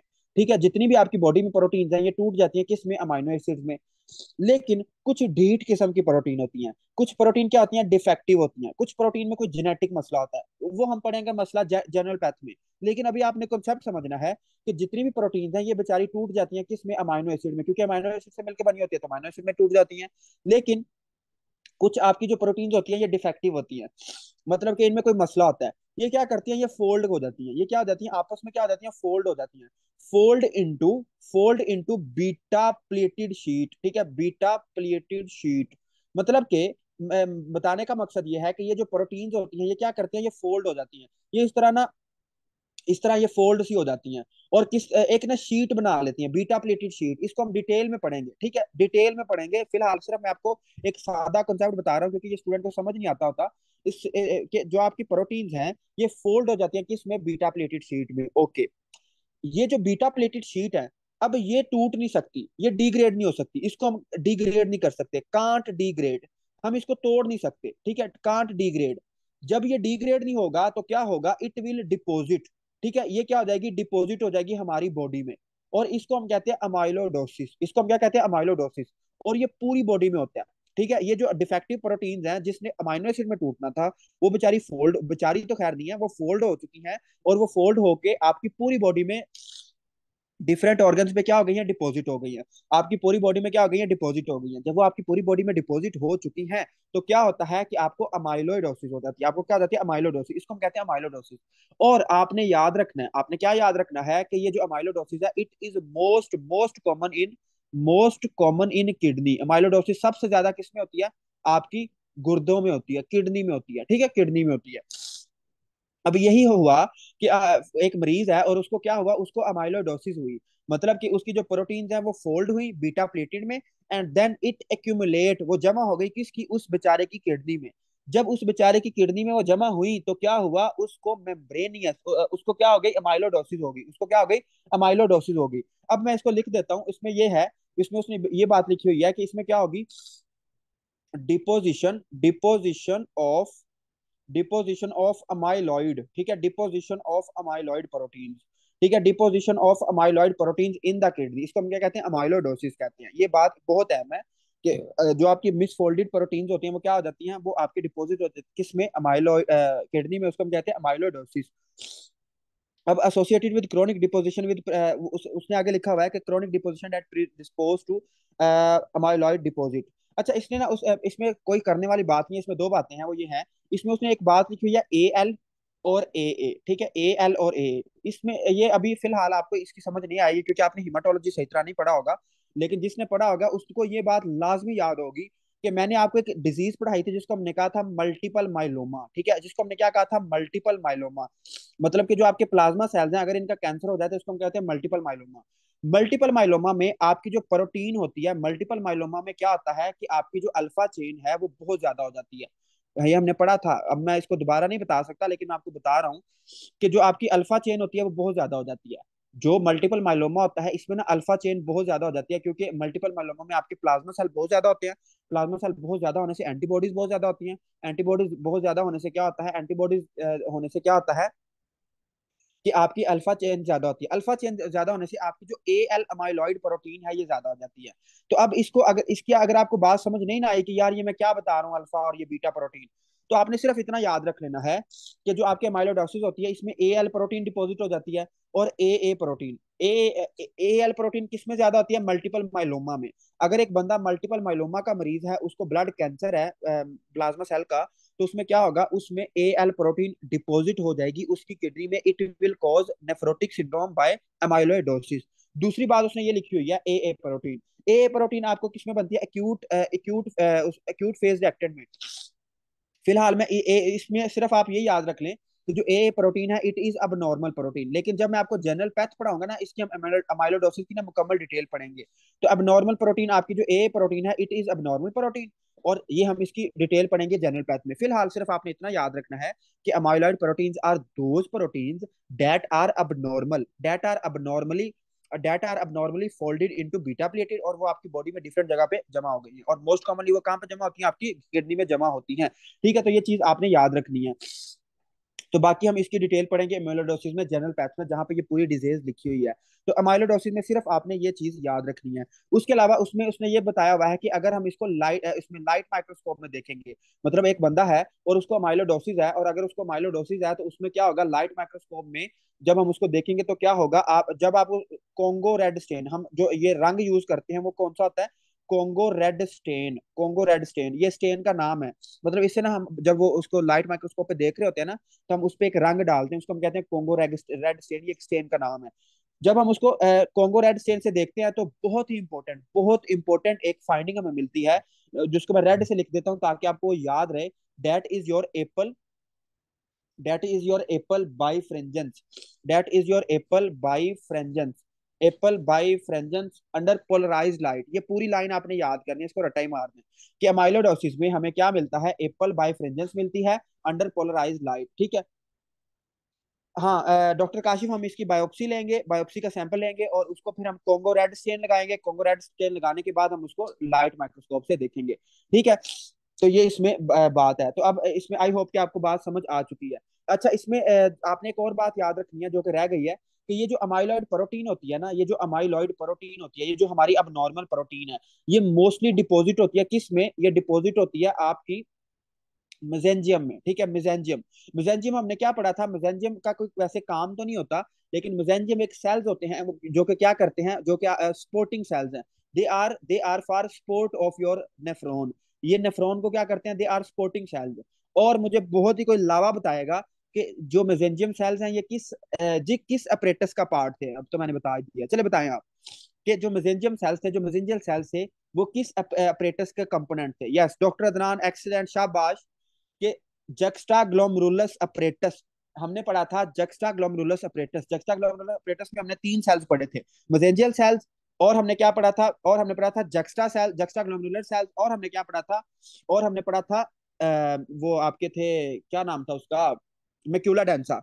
मेक्यूला डेंसा, मेसेंजियल सेल्स, और आपके कौन से सेल्स हमने पढ़े थे? जक्स्टा ग्लोमरुलर सेल्स पढ़े थे। इन तीनों को मिला के हम क्या कहते हैं? Juxta glomerular apparatus. और जक्स्टा ग्लोमरुलर अपरेटस क्या स्क्रीट करता है? रेनिन स्क्रीट करता है। ठीक हो गया? तो ये आपके सामने सारी बातें हैं। अमाइलोइडोसिस की समझ आई है? अमाइलोइडोसिस, मुझे बताएं, ये समझ आई है कि अमाइलॉइड प्रोटीन क्या होती है? जल्दी बताएं। क्वेश्चन आपसे ये आएगा कि आपकी जो अब नॉर्मल प्रोटीन है, मतलब आप एक मरीज है, उसको प्रोटीन यूरिया हो रहा है, और उसका जब हमने लाइट माइक्रोस्कोप की तो हमें एपल बायफिरेंजेंस मिला, तो आपको क्या होगा? आपको अमाइलोइडोसिस हो जाएगा। ठीक हो? Your membranosus, that is your membranosus nephropathy. ठीक है, मेम्ब्रेनियस नेफ्रोपैथी। मेम्ब्रेनियस नेफ्रोपैथी क्या होता है? मेम्ब्रेनियस नेफ्रोपैथी से हमें पता चल रहा है कि इसमें क्या होगी? हमारी जीबीएम की क्या हो जाएगी? खराबी आ जाएगी। मतलब कि जो आपका जीबीएम है, जो ग्लोमरुलर बेसमेंट मेम्ब्रेन है, इसमें कोई खराबी आ जाएगी। जब इसमें कोई खराबी होगी तो आपको क्या आ जाएगा? आपको नेफ्रोटिक सिंड्रोम। आपको क्या आ जाएगा? Nephrotic syndrome. इसको थोड़ा सा ध्यान से समझना है। ध्यान से कैसे समझना है कि इसमें क्या होता है? एंटीबॉडीज बनती हैं। इसमें कोई ऐसी वजह होती है जिससे क्या होती है? एंटीबॉडीज बनती हैं। आपकी अपनी बॉडी आपके खिलाफ हो जाती है, आपकी बॉडी में क्या बनती है? एंटीबॉडीज बनती हैं अगेंस्ट। एंटीबॉडीज बनती हैं अगेंस्ट किसके? अगेंस्ट बनती हैं phospholipase A two. Phospholipase A two, phospholipase A two receptor. ठीक है, फोस्फोलाइपेज ए टू। और अल्लाह के बंदो, फोस्फोलाइपेज ए टू हमने बहुत दफा पढ़ा हुआ है, लेकिन मैं आपको किडनी में बता देता हूँ। आपने याद रखना है, बल्कि लिख भी ले कि ये जो आपके पोडोसाइट्स होते हैं ना, ये जो आपके पोडोसाइट्स होते हैं, ये देखो, फर्ज करो ये आपका क्या है? पोडोसाइट है। तो पोडोसाइट्स में क्या होता है? पोडोसाइट्स में अबंडेंट होते हैं। ठीक है, जो आपके ये रिसेप्टर हैं फोस्फोलाइपेज ए टू के, ये बहुत ज्यादा होते हैं किस में? पोडोसाइट्स में। ठीक है, पोडोसाइट्स में ये जो आपके रिसेप्टर्स है, ये क्या हो जाते हैं? बहुत ज्यादा अबंडेंट होते हैं नॉर्मली। अब होता क्या है कि due to any reason, reason हम बाद में देखते हैं, क्या होता है कि एंटीबॉडीज बनती हैं अगेंस्ट PL2 रिसेप्टर। जो आपके फोस्फोलाइपेज ए टू रिसेप्टर हैं, उनके खिलाफ एंटीबॉडीज बनती हैं। जब इनके खिलाफ एंटीबॉडीज बनती हैं तो क्या होता है? अब वो हम देखते हैं। देखो, जब इसके खिलाफ एंटीबॉडीज बनेगी तो क्या होगा? सबसे पहले तो आपके जो पोडोसाइट है वो खराब हो जाएंगे। और क्या होगा? ये जो एंटीबॉडीज हैं, ये एक्यूमुलेट हो जाती हैं। It accumulate on glomerular basement membrane. जब एक चीज एक किसी मेम्ब्रेन के ऊपर एक्यूमुलेट होगी तो क्या होगा? ग्लोमरुलर बेसमेंट मेम्ब्रेन की क्या हो जाएगी? Increase thickness. उसकी थिकनेस क्या हो जाएगी? इंक्रीज हो जाएगी। तो आपने याद रखना है, क्या याद रखना है? मेम्ब्रेनियस नेफ्रोपैथी में क्या होता है कि जो आपकी ग्लोमरुलर बेसमेंट मेम्ब्रेन है, एक तो ये थिक हो जाती है, मोटी हो जाती है। और क्या होता है? क्यों होता है? क्योंकि एंटीबॉडीज बनती है अगेंस्ट फोस्फोलाइपेज ए टू रिसेप्टर। और फोस्फोलाइपेज ए टू रिसेप्टर कहाँ पे ज्यादा होते हैं? आपके पोडोसाइट्स पे ज्यादा होते हैं। ठीक है, तो ये हमने अभी तक बात सीखी है। उसके बाद हमने देखा कि यार अब ये होती क्यों है? तो उसने ये लिखा हुआ है कि इट में बी सेकेंडरी टू। ठीक है, इट में बी सेकेंडरी टू एनसेड। मतलब मैंने आपको सीधा एक दिन बड़ा सिंपल सा कुलिया बताया था कि अगर आपके पास कोई मरीज आ जाता है ना किडनी का, मतलब उसको कोई किडनी का प्रॉब्लम है, तो आपने उससे एनसेड बहुत दूर रखने हैं।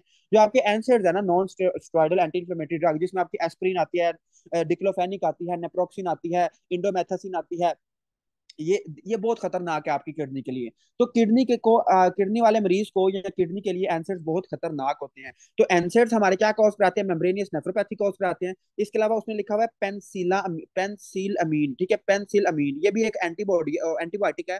ठीक है, पेंसिलिन से कोई मिलती जुलती एंटीबॉडी है, तो ये भी एंटीबायोटिक है। ये क्या करती है? आपको मेम्ब्रेनियस नेफ्रोपैथी कराती है। आप थोड़ी सी स्पीड को तेज करते हैं क्योंकि हमारा टाइम कम रह गया और हमने टॉपिक कंप्लीट करना है। अच्छा, उसके अलावा उसने लिखा हुआ है गोल्ड। ठीक है, गोल्ड, मतलब अगर एक बंदा गोल्ड यूज करता है, इसकी मुझे भी समझ नहीं आई कि गोल्ड वो क्यों यूज करेगा। तो इसने लिखा हुआ है तो आप पढ़ लें कि गोल्ड की वजह से भी आपको क्या देता है? मेम्ब्रेनियस नेफ्रोपैथी हो सकती है। उसके अलावा इन्फेक्शन लिखा हुआ है कि इसका HBV, HCV हेपेटाइटिस का, एच बी वी सिफिलिस। ठीक है, सिफिलिस का। और मुझे जरा शाबाश जल्दी बताएं कि सिफिलिस कौन सा करवाता है, कौन सा बैक्टीरिया करवाता है? सिफिलिस किस बैक्टीरिया की वजह से होता है, और हम इसको ट्रीटमेंट कैसे करते हैं सिफिलिस का? और इसमें सबसे जो इम्पोर्टेंट, हाँ, गोल्ड माइनर में हो सकता है आई थिंक। इसका यही कॉन्सेप्ट है कि जो गोल्ड है, जो गोल्ड माइनर्स होते हैं, जो गोल्ड की कान कनी करते हैं, उसमें ये हो सकता है। बाकी इसका मुझे कोई खास आइडिया नहीं हुआ। हाँ, डॉक्टर काशिफ आप सही बता रहे हैं, ट्रोपोनिमा पैलिडिम, सिफिलिस जो होता है ट्रोपोनिमा पैलिडिम करवाता है। और ये इसका जो ट्रीटमेंट होता है वो पेनिसिलिन होता है, इसका हम ट्रीटमेंट पेनिसिलिन होता है। अच्छा, इसमें जो सबसे समझने वाली बात वो ये है एसएलई, ठीक है, SLE, system system lupus erythematosus, system systemic lupus erythematosus. ये एक सिस्टेमिक डिजीज है। इसमें ना आपकी पूरी बॉडी में डिफरेंट जगह के खिलाफ ना एंटीबॉडीज बनना शुरू हो जाती है, हमें नहीं पता किस वजह से, इडियोपैथिक है वैसे। तो आपकी पूरी बॉडी में डिफरेंट जगह पे आपको क्या बनना शुरू हो जाती है, एंटीबॉडीज बनना शुरू हो जाती है, इसको हम कहते हैं एसएलई। और अल्लाह के बंदो, बल्कि आप माशाल्लाह बड़े स्टूडेंट अच्छे हो, तो आपने एक बात मेरी याद रखनी है, ये अपनी बात अपने जहनों पे लिख लें। अगर आपसे कोई बंदा पूछे ना कि यार एसएलई में मौत की सबसे बड़ी वजह क्या होती है, एसएलई में most common cause of death, ठीक है, MCCOD, most common cause of death, जो एसएलई है, इसमें most common cause of death क्या है? तो क्या बताओगे, जल्दी बताएं, मैं इधर लिख देता हूँ,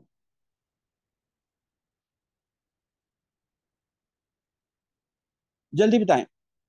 चलो अगर नहीं है पता तो मैंने आपके सामने लिख दिया है कि एसएलई में आपकी मोस्ट कॉमन काज, जो मरीज होता है एसएलई का, उसकी जो मौत होती है, उसकी सबसे बड़ी वजह क्या होती है? उसकी सबसे बड़ी वजह होती है kidney failure. Doctor Kashif, kidney failure होती है, ये एमसीक्यूज है। जो एसएलई है, इसकी most common cause of death क्या है? It is kidney failure. उस बेचारे की किडनी फेल हो जाती है, क्यों? क्योंकि एंटीबॉडीज बनती हैं किसके खिलाफ? उसकी किडनी के खिलाफ, और किडनी को तबाह बर्बाद करके रख देती हैं। ठीक है, तो ये चीज आपने याद रखनी है। अच्छा, हम आगे चलते हैं कि एसएलई में उसकी किडनी फेल हो जाती है। अच्छा, और एसएलई आपको क्या कराता है? मेम्ब्रेनियस नेफ्रोपैथी करवाता है। अब इसमें आपको फाइंडिंग क्या क्या मिलेंगी? आप जब आप उसको लाइट माइक्रोस्कोप पे देखो तो आपको क्या मिलेगा? डिफ्यूज कैपलरी मतलब कि जो कैपलरी है वो सारी की सारी, and diffuse capillary and GBM thickening, मतलब कि उसकी जो ग्लोमेरुलर बेसिल मेम्ब्रेन है वो आपको थिक मिलेगी। क्यों? Due to deposition of antibodies.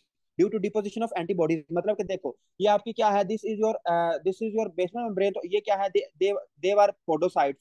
तो यहाँ पे क्या होगा, यहाँ पे आपकी एंटीबॉडीज क्या हो गई हैं, एक्यूमुलेट हो गई हैं। तो इन एक्यूमुलेशन की वजह से आपकी जो मेम्ब्रेन है वो क्या हो जाएगी, थिक हो जाएगी, वो मोटी हो जाएगी। उस मोटी होने की वजह से आपको क्या हो जाएगा, मेम्ब्रेनियस नेफ्रोपैथी हो जाएगी। ठीक हो गया? तो आप अब हम आगे चलते हैं, और अब हम इसके कहते हैं कि यार इम्यूनोफ्लोरेसेंस। तो हमने अभी तक जो पहले 2-3 डिजीज पढ़ी है उसमें हमने इम्यूनोफ्लोरेसेंस करवाई थी, हमें नेगेटिव मिला था। अब जरा शाबाश मुझे बताएंगे कि इम्यूनोफ्लोरेसेंस इसमें पॉजिटिव मिलेगा या नेगेटिव मिलेगा, जल्दी बताएं। जी, जी गर्ल्स आ रही हैं कि इसमें इम्यूनोफ्लोरेसेंस हमें पॉजिटिव मिलेगा। क्यों मिलेगा? क्योंकि हमने बात ही हमारी एंटीबॉडी से शुरू हुई है, इसमें हमें एंटीबॉडीज मिलती हैं, और इम्यूनोफ्लोरेसेंस हमें क्या चीज बताती है? एंटीबॉडीज के बारे में बताती है। तो इम्यूनोफ्लोरेसेंस हमें क्या मिलेगा? पॉजिटिव मिलेगा। और इसमें जब हम इलेक्ट्रॉन माइक्रोस्कोप के नीचे देखेंगे तो हमें क्या मिलेगा? एक बहुत बहुत इंपॉर्टेंट हमें अपेयरेंस मिलेगी, जिसको हम कहते हैं spike and dome appearance, spike and dome appearance. ठीक है, स्पाइक एंड डोम अपेयरेंस ये आपके सामने बनी हुई है, देखो। ये आपका क्या है, डोम है। ये डोम शेप्ड होते हैं, जो आपके पोडोसाइट होते हैं वो डोम शेप के होते हैं। और आगे जो एंटीबॉडीज है वो क्या बना रही है? स्पाइक, मतलब कि कुछ इस तरह का स्ट्रक्चर बन रहा है, इस तरह का। ऐसे ही है ना, एंटीबॉडीज की वजह से। इसको हम कहते हैं स्पाइक डोम अपेयरेंस। इसको आप अपनी बुक डायग्राम से भी देख सकते हो कि मेम्ब्रेनियस नेफ्रोपैथी में आपको क्या हो जाता है, स्पाइक डोम अपेयरेंस मिलती है। ठीक है, तो ये एक सीधी सी बात है। उसके बाद हम आगे चलते हैं, और आगे आखिरी एक डिजीज है, बस 5 मिनट मुझे और बर्दाश्त कर लो, मुझे पता है थोड़ा आप थक गए हो, लेकिन इसको हम खत्म करके फिर क्लास एंड करते हैं। और वो है डायबिटिक नेफ्रोपैथी। ये बहुत इंपॉर्टेंट है, बहुत ज्यादा इंपॉर्टेंट है आपके समझने के लिए भी और आपके एग्जाम के लिए भी। डायबिटिक नेफ्रोपैथी, आज की पूरी क्लास बहुत इंपॉर्टेंट थी, और ये मुझे बताने की जरूरत नहीं है, आप सबको इसका पता है, आपने बार बार ये डिजीजेस सुनी हुई हैं, लेकिन समझ आपको पता नहीं आज तक आई है या नहीं, लेकिन आज इंशाल्लाह समझ आ गई होगी अगर आपने गौर से सुन लिया तो। अच्छा, हम ये कहते हैं कि यार it is most common cause of, जो आपकी डायबिटिक नेफ्रोपैथी है ना, it is most common cause of and stage renal disease. ठीक है, एंड स्टेज रीनल डिजीज, जो आपकी डायबिटीज है, मतलब जो शुगर है, उसकी वजह से आपकी जो किडनी हो जाती है, वो एंड स्टेज रीनल डिजीज की ये मोस्ट कॉमन क्या है, कॉज है। अच्छा, इसमें हमारे पास ये होता है कि हमने सीवीएस में पढ़ा था कि हमारे पास क्या होता है, हाइपरग्लाइसीमिया। जो डायबिटीज है, जो शुगर के मरीज होते हैं, उनमें क्या होता है, हाइपर ग्लाइसीमिया। ठीक है, उन मतलब जाहिर बात है, शुगर हम उसको ही कहते हैं ना जिसमें ब्लड वो क्या ग्लूकोज बहुत ज्यादा हो। जब इसमें हाइपरग्लाइसीमिया होता है ना, तो क्या होता है, मैं इधर इसको शॉर्ट करके लिख देता हूँ, non enzymatic glycosylation. Non enzymatic glycosylation किसको कहते हैं? देखो नॉर्मली आपकी जो पूरी बॉडी है, इसमें ना जो ग्लूकोज ऐड हो रहा होता है ना, it is with by the help of some enzyme, it is by the help of some enzyme. लेकिन जब नॉन एंजाइमेटिक ग्लाइकोसाइलेशन में क्या होता है कि एंजाइम कोई नहीं होता, एंजाइम के बगैर ही आपका ग्लूकोज प्रोटीन में ऐड हो जाता है। इसकी हमने डिटेल पढ़ी थी सीवीएस में, खैर मैं डिटेल में नहीं जाता। तो हम ये कहते हैं कि इसमें क्या हो जाता है, आपको नॉन एंजाइमेटिक ग्लाइकोसाइलेशन होता है, नॉन एंजाइमेटिक ग्लाइकोसाइलेशन होता है। अच्छा, ग्लाइकोसाइलेशन तो हो गया। अब क्या होगा, अब क्या होगा कि ये जो नॉन एंजाइमेटिक ग्लाइकोसाइलेशन है, ये कहाँ कहाँ पे होता है, ये आपके होता है मेसेंजियल सेल्स में। जो आपके स्पोर्टिंग सेल्स है उनमें क्या हो जाता है, उनमें ग्लूकोज एक्यूमुलेट हो जाता है मेसेंजियल सेल्स में। तो जब मेसेंजियल सेल्स में ग्लूकोज एक्यूमुलेट होगा तो उनका साइज क्या हो जाएगा, इंक्रीज हो जाएगा। पहला काम ये हुआ है कि हमारे मेसेंजियल सेल्स क्या हो गए हैं, बड़े बड़े हो गए हैं। दूसरा काम क्या होगा, दूसरा काम ये होगा जो कि समझने वाली बात है, वो ये है कि देखो यह क्या है आपका, दिस इज योर आने का रास्ता, आफरेंट, ए से आओ, आफरेंट आर्टरियोल। उसके बाद क्या है, ग्लोमरुलस है, this is your glomerulus and this is efferent arteriole, afferent and efferent. अब आपने याद रखना है कि ये जो आपका ग्लूकोज होता है ना, नॉन एंजाइमेटिक ग्लाइकोसाइलेशन, ये सबसे ज्यादा इधर, बल्कि आप अपनी बुक पे लिख भी लें कि ये सबसे ज्यादा ग्लाइकोसाइलेशन करवाता है इफरेंट की, ये आफरेंट से ज्यादा इफरेंट की ग्लाइकोसाइलेशन करा देता है, उसको थिक बना देता है। तो अब जरा मुझे शाबाश, आप जल्दी से बताएंगे कि अगर मैं बाहर जाने का रास्ता बंद कर दूं, अगर मैं बाहर जाने का रास्ता बंद कर दूं और आने का रास्ता मेरा वैसे का वैसा ही है, तो क्या होगा, जो ये यहाँ से फिल्ट्रेशन हो रही है, जो मेरी जीएफआर है वो ज्यादा होगी कम होगी? तो डॉक्टर अदनान, डॉक्टर काशिफ, आप जबरदस्त, मतलब आप सही बता रहे हो, डॉक्टर जबीउल्लाह, डॉक्टर अनम सही बता रही हैं कि जीएफआर इसमें क्या हो जाएगी, ज्यादा हो जाएगी। तो आपने क्या याद रखना है, जो आपका डायबिटीज के मरीज होते हैं ना, इनमें क्या होता है, इनमें जो इफरेंट है, इसको मैं लिख देता हूँ, ये बहुत इंपॉर्टेंट कॉन्सेप्ट है। जो इसमें इफरेंट आर्ट्रियोल होता है, जो इसमें क्या होता है, इफरेंट आर्ट्रियोल होता है, आर्ट्रियोल, इसकी क्या हो जाती है, नॉन एंजाइमेटिक ग्लाइकोसाइलेशन। इस नॉन एंजाइमेटिक ग्लाइकोसाइलेशन होने की वजह से, इस नॉन एंजाइमेटिक ग्लाइकोसाइलेशन होने की वजह से क्या हो जाता है, जीएफआर ज्यादा हो जाती है, और जीएफआर बहुत ही ज्यादा हो जाती है। और जब जीएफआर बहुत ही ज्यादा हो जाती है, इसको हम कहते हैं हाइपर परफ्यूजन। हाइपर परफ्यूजन मतलब कि आपके किडनी की तरफ बहुत ज्यादा ब्लड आ रहा है, मतलब कि जीएफआर बहुत ज्यादा, फिल्टर बहुत ज्यादा हो रहा है। जब इस बहुत ज्यादा फिल्टर होगा तो इसको हम कहते हैं हाइपर परफ्यूजन इंजरी। इसको हम क्या कहते हैं, हाइपर परफ्यूजन इंजरी। और जो शुगर के मरीज होते हैं उनमें hyper perfusion injury is very very common. Okay, हम आगे चलते हैं। अब हम बात करते हैं कि यार अच्छा चलो, ये भी बात हमें समझ आ गई। इसमें एक बात लिखी हुई है जो कि आपको कंफ्यूज कर सकती है, हालिन, हियालिन आर्टीरियो, आर्टीरियोसेक्लोरोसिस। ठीक है, तो ये मैंने आपको सीवीएस में पढ़ाया था कि आर्टीरियोसेक्लोरोसिस क्या होता है। मतलब कि अगर आपकी जो आर्टरीज हैं, अगर वो सख्त हो जाए, वो थिक हो जाए, तो इसको हम कहते हैं आर्टीरियल स्क्लोरोसिस। तो इसकी हमने टू टाइप्स पढ़ी थी, हियालिन आर्टीरियल स्क्लोरोसिस, और एक हमने और पढ़ी थी, वो मेरे जेहन से निकल गई है। तो ये एक टाइप है इसकी ग्लाइकोसाइलेशन की, इसको आपने सीवीएस में पढ़ा था, तो अभी मैं इसको दोबारा नहीं बता सकता वरना फिर टाइम जाया होगा। इसमें सिर्फ आपने ये बात याद रखनी है कि इसमें जो जीएफआर होती है वो इंक्रीज हो जाती है। जीएफआर इंक्रीज क्यों होती है, due to hyperperfusion injury.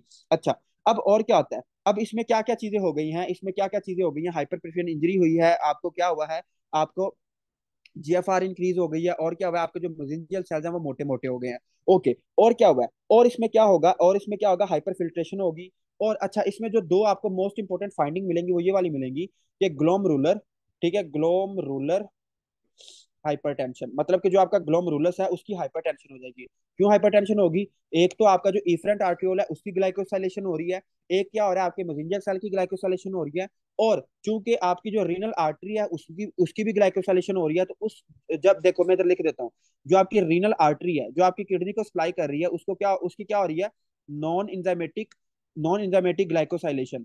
इस ग्लाइकोसाइलेशन की वजह से क्या होगा, renal artery stenosis, renal artery क्या हो जाएगी, स्टीनोज हो जाएगी, मतलब वो सख्त हो जाएगी। जब वो सख्त होगी तो क्या होगा, क्या होगा कि आपको ग्लोमरुलर हाइपरटेंशन हो जाएगी। उसके बाद और क्या होगा, ग्लोमरुलर हाइपरटेंशन, इसके अलावा और क्या होगा, जीएफआर इंक्रीज होगी, जीएफआर इंक्रीज होने से क्या होगा, हाइपर परफ्यूजन इंजरी होगी। उसके अलावा और क्या होगा, ग्लोमरुलर हाइपरट्रॉफी होगी एंड स्कारिंग। ये बात अहम है, जब जीएफआर इंक्रीज होगी, इंजरी होगी, तो क्या होगा कि ग्लोमरुलर स्कारिंग, जो आपका ग्लोमरुलस है इसमें क्या आ जाएंगे, इसमें स्कार्स बन जाएंगे, मतलब इसमें स्कार टिश्यू, फिब्रस टिश्यूज आ जाएंगे, और इसकी स्कारिंग हो जाएगी। इसको हम कहते हैं, इसको हम कहते हैं ग्लोमरुलोस्क्लेरोसिस। इसको हम क्या कहते हैं, ग्लोमरुलो, ग्लोमरुलोस्क्लेरोसिस। ये आपने लफ्ज बड़ी जगह पे पढ़ा होगा, ग्लोमरुलोस्क्लेरोसिस। ग्लोमेरुलोस्क्लेरोसिस। ग्लोमेरुलोस्क्लेरोसिस हम किसको कहते हैं? Scarring of glomerulus. और ये क्यों होता है? शुगर के मरीजों में होता है। क्यों होता है? हाइपरपेंशन इंजरी की वजह से होता है। ठीक है, तो ये आपके सामने बातें हैं सारी। उसके बाद हम इसको खत्म करते हैं, बाकी इसकी जो एक्स्ट्रा बातें वो मैं आपको कल बताऊंगा, क्योंकि टाइम ज्यादा ही हो गया। तो इसमें जब हम लाइट माइक्रोस्कोप में देखेंगे, जब हम क्या करेंगे, लाइट माइक्रोस्कोप में देखेंगे तो क्या होगा? लाइट माइक्रोस्कोप में हमें क्या मिलेंगे? जो मेसेंजियल सेल्स हैं, जो मेसेंजियल सेल्स है वो हमें एक्सपैंड मिलेंगे। मेसेंजियल सेल्स हमें बड़े बड़े मिलेंगे। जो हमें जीबीएम है, जो ग्लोमेरुलर बेसमेंट मेम्ब्रेन है, वो हमें क्या मिलेगी? थिक मिलेगी, वो बहुत मोटी मिलेगी। ठीक है, क्योंकि उसकी क्या हो गई है? नॉन एंजाइमेटिक ग्लाइकोसाइलेशन हो गई है। और इसमें एक और अहम बात है कि ईओसिनोफिलिक नोड्यूलर ग्लोमेरुलोसक्लेरोसिस, ये बात अहम है कि ईओसिनोफिल मतलब कि यहाँ पे ना जो आपके ईओसिनोफिल्स है वो आके इनफिल्ट्रेट कर जाएंगे, वो अंदर धस जाएंगे। नोड्यूलर मतलब आपको ईओसिनोफिल्स के नोड्यूल मिलेंगे, किसके अंदर? आपके ग्लोमरुलस में, जो कि क्या कॉज करा देंगे? उसकी ग्लोमेरुलोसक्लेरोसिस। तो इसको पूरे को हम पढ़ते हैं, ईओसिनोफिलिक नोड्यूलर ग्लोमेरुलोसेक्लोरोसिस सेक्लोरोसिस। ठीक है, तो ये इसमें इसने बातें लिखी हुई हैं। इसको हम क्या कहते हैं? इसको हम कहते हैं किमल्सियन विल्सन लीजन। ठीक है, तो ये चीज आपने याद रखनी है। बस आखिरी बात सुन लो, फिर आपकी जान छूट जाएगी। और वो आखिरी बात ये है कि आपने याद रखना है। आपने क्या याद रखना है? कि जब भी इस तरह का कोई मरीज आ जाएगा ना कि उस बेचारे की किडनी फेल हो रही है ड्यू टू डायबिटीज, तो ये एक वैसे गाइडलाइन भी है 2015 की, जो डायबिटीज की गाइडलाइन है वो हमें ये बताती है कि अगर कोई शुगर का मरीज होता है ना, तो उसको हमने एस इनिबिटर पे लगाना होता है। उसको हमने एस इनिबिटर पे लगाना होता है फॉर हाइपरटेंशन। मतलब कि अगर उसको हाइपरटेंशन है तो हमने जो एस इनिबिटर होते हैं उसके लिए बहुत अच्छे होते हैं। क्यों होते हैं? क्योंकि हम ये पढ़ चुके हैं कि एस इनिबिटर क्या करते हैं। एस इनिबिटर क्या करते हैं? आपकी जीएफआर को बढ़ाते हैं। तो चूंकि पहले आपकी जीएफआर इंक्रीज हुई थी, जिसने क्या किया? आपकी ग्लोमेरुलर स्कारिंग को बढ़ा दिया। और एंड पे आपकी क्या होगी? जीएफआर कम होगी, मतलब कि आपकी किडनी फेल होने की तरफ जा रही है ड्यू टू शुगर। तो इस चीज से बचने के लिए जो आपके एस इनिबिटर होते हैं, ये क्या करते हैं? ये बहुत इंपॉर्टेंट है। ACE inhibitors are very important.